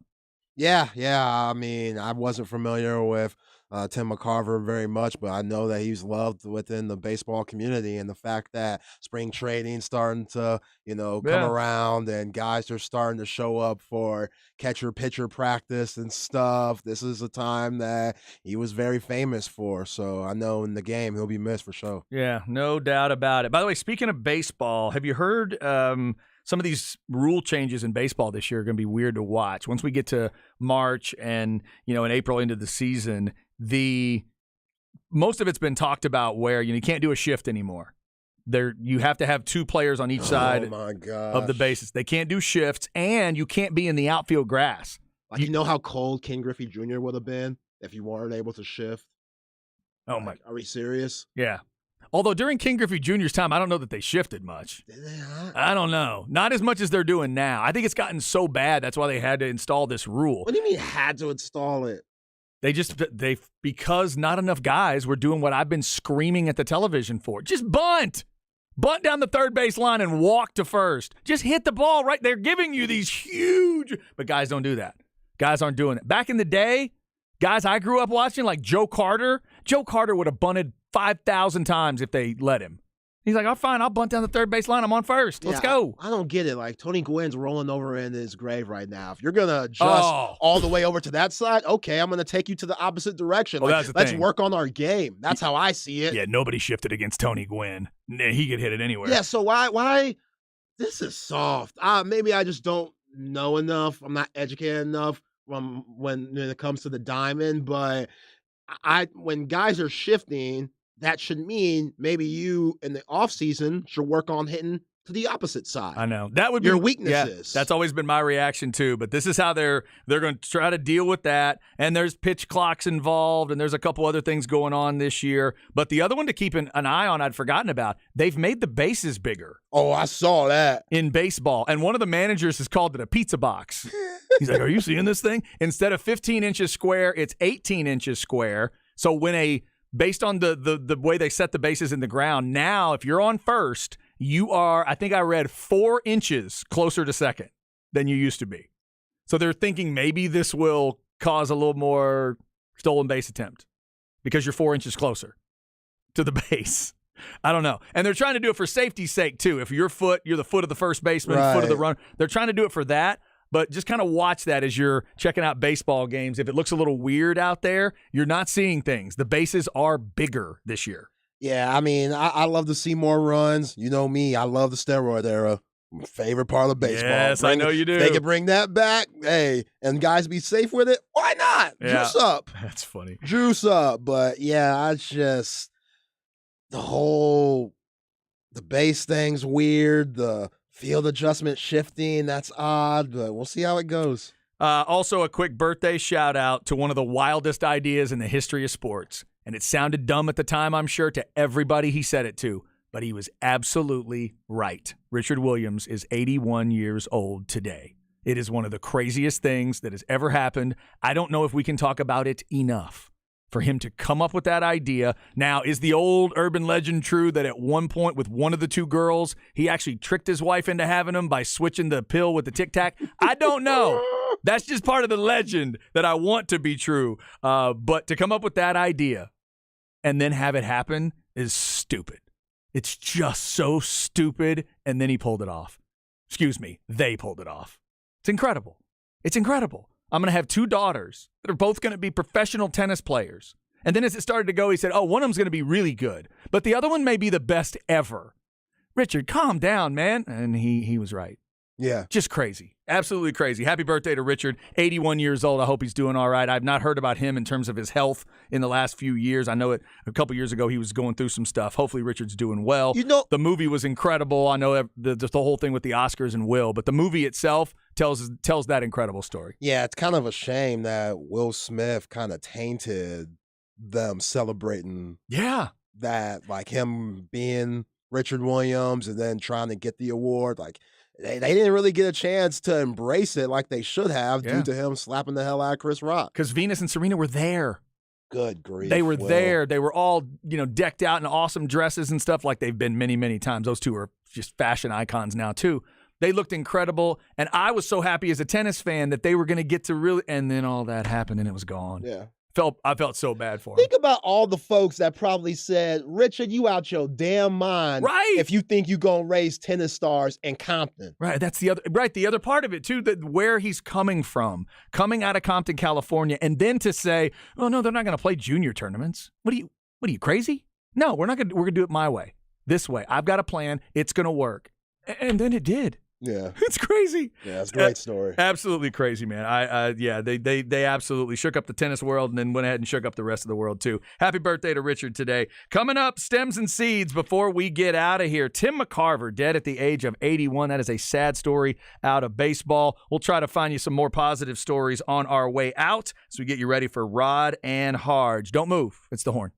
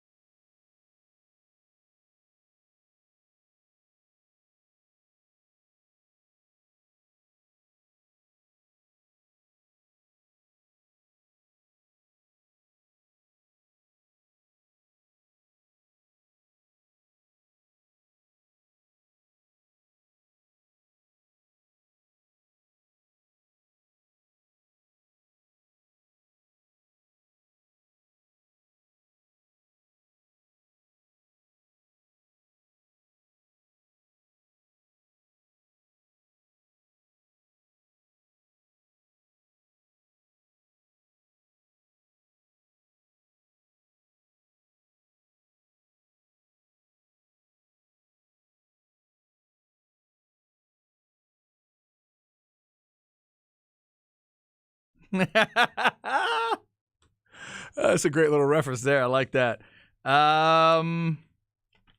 You have no chance, by the way. Really? Yeah, no chance. 0.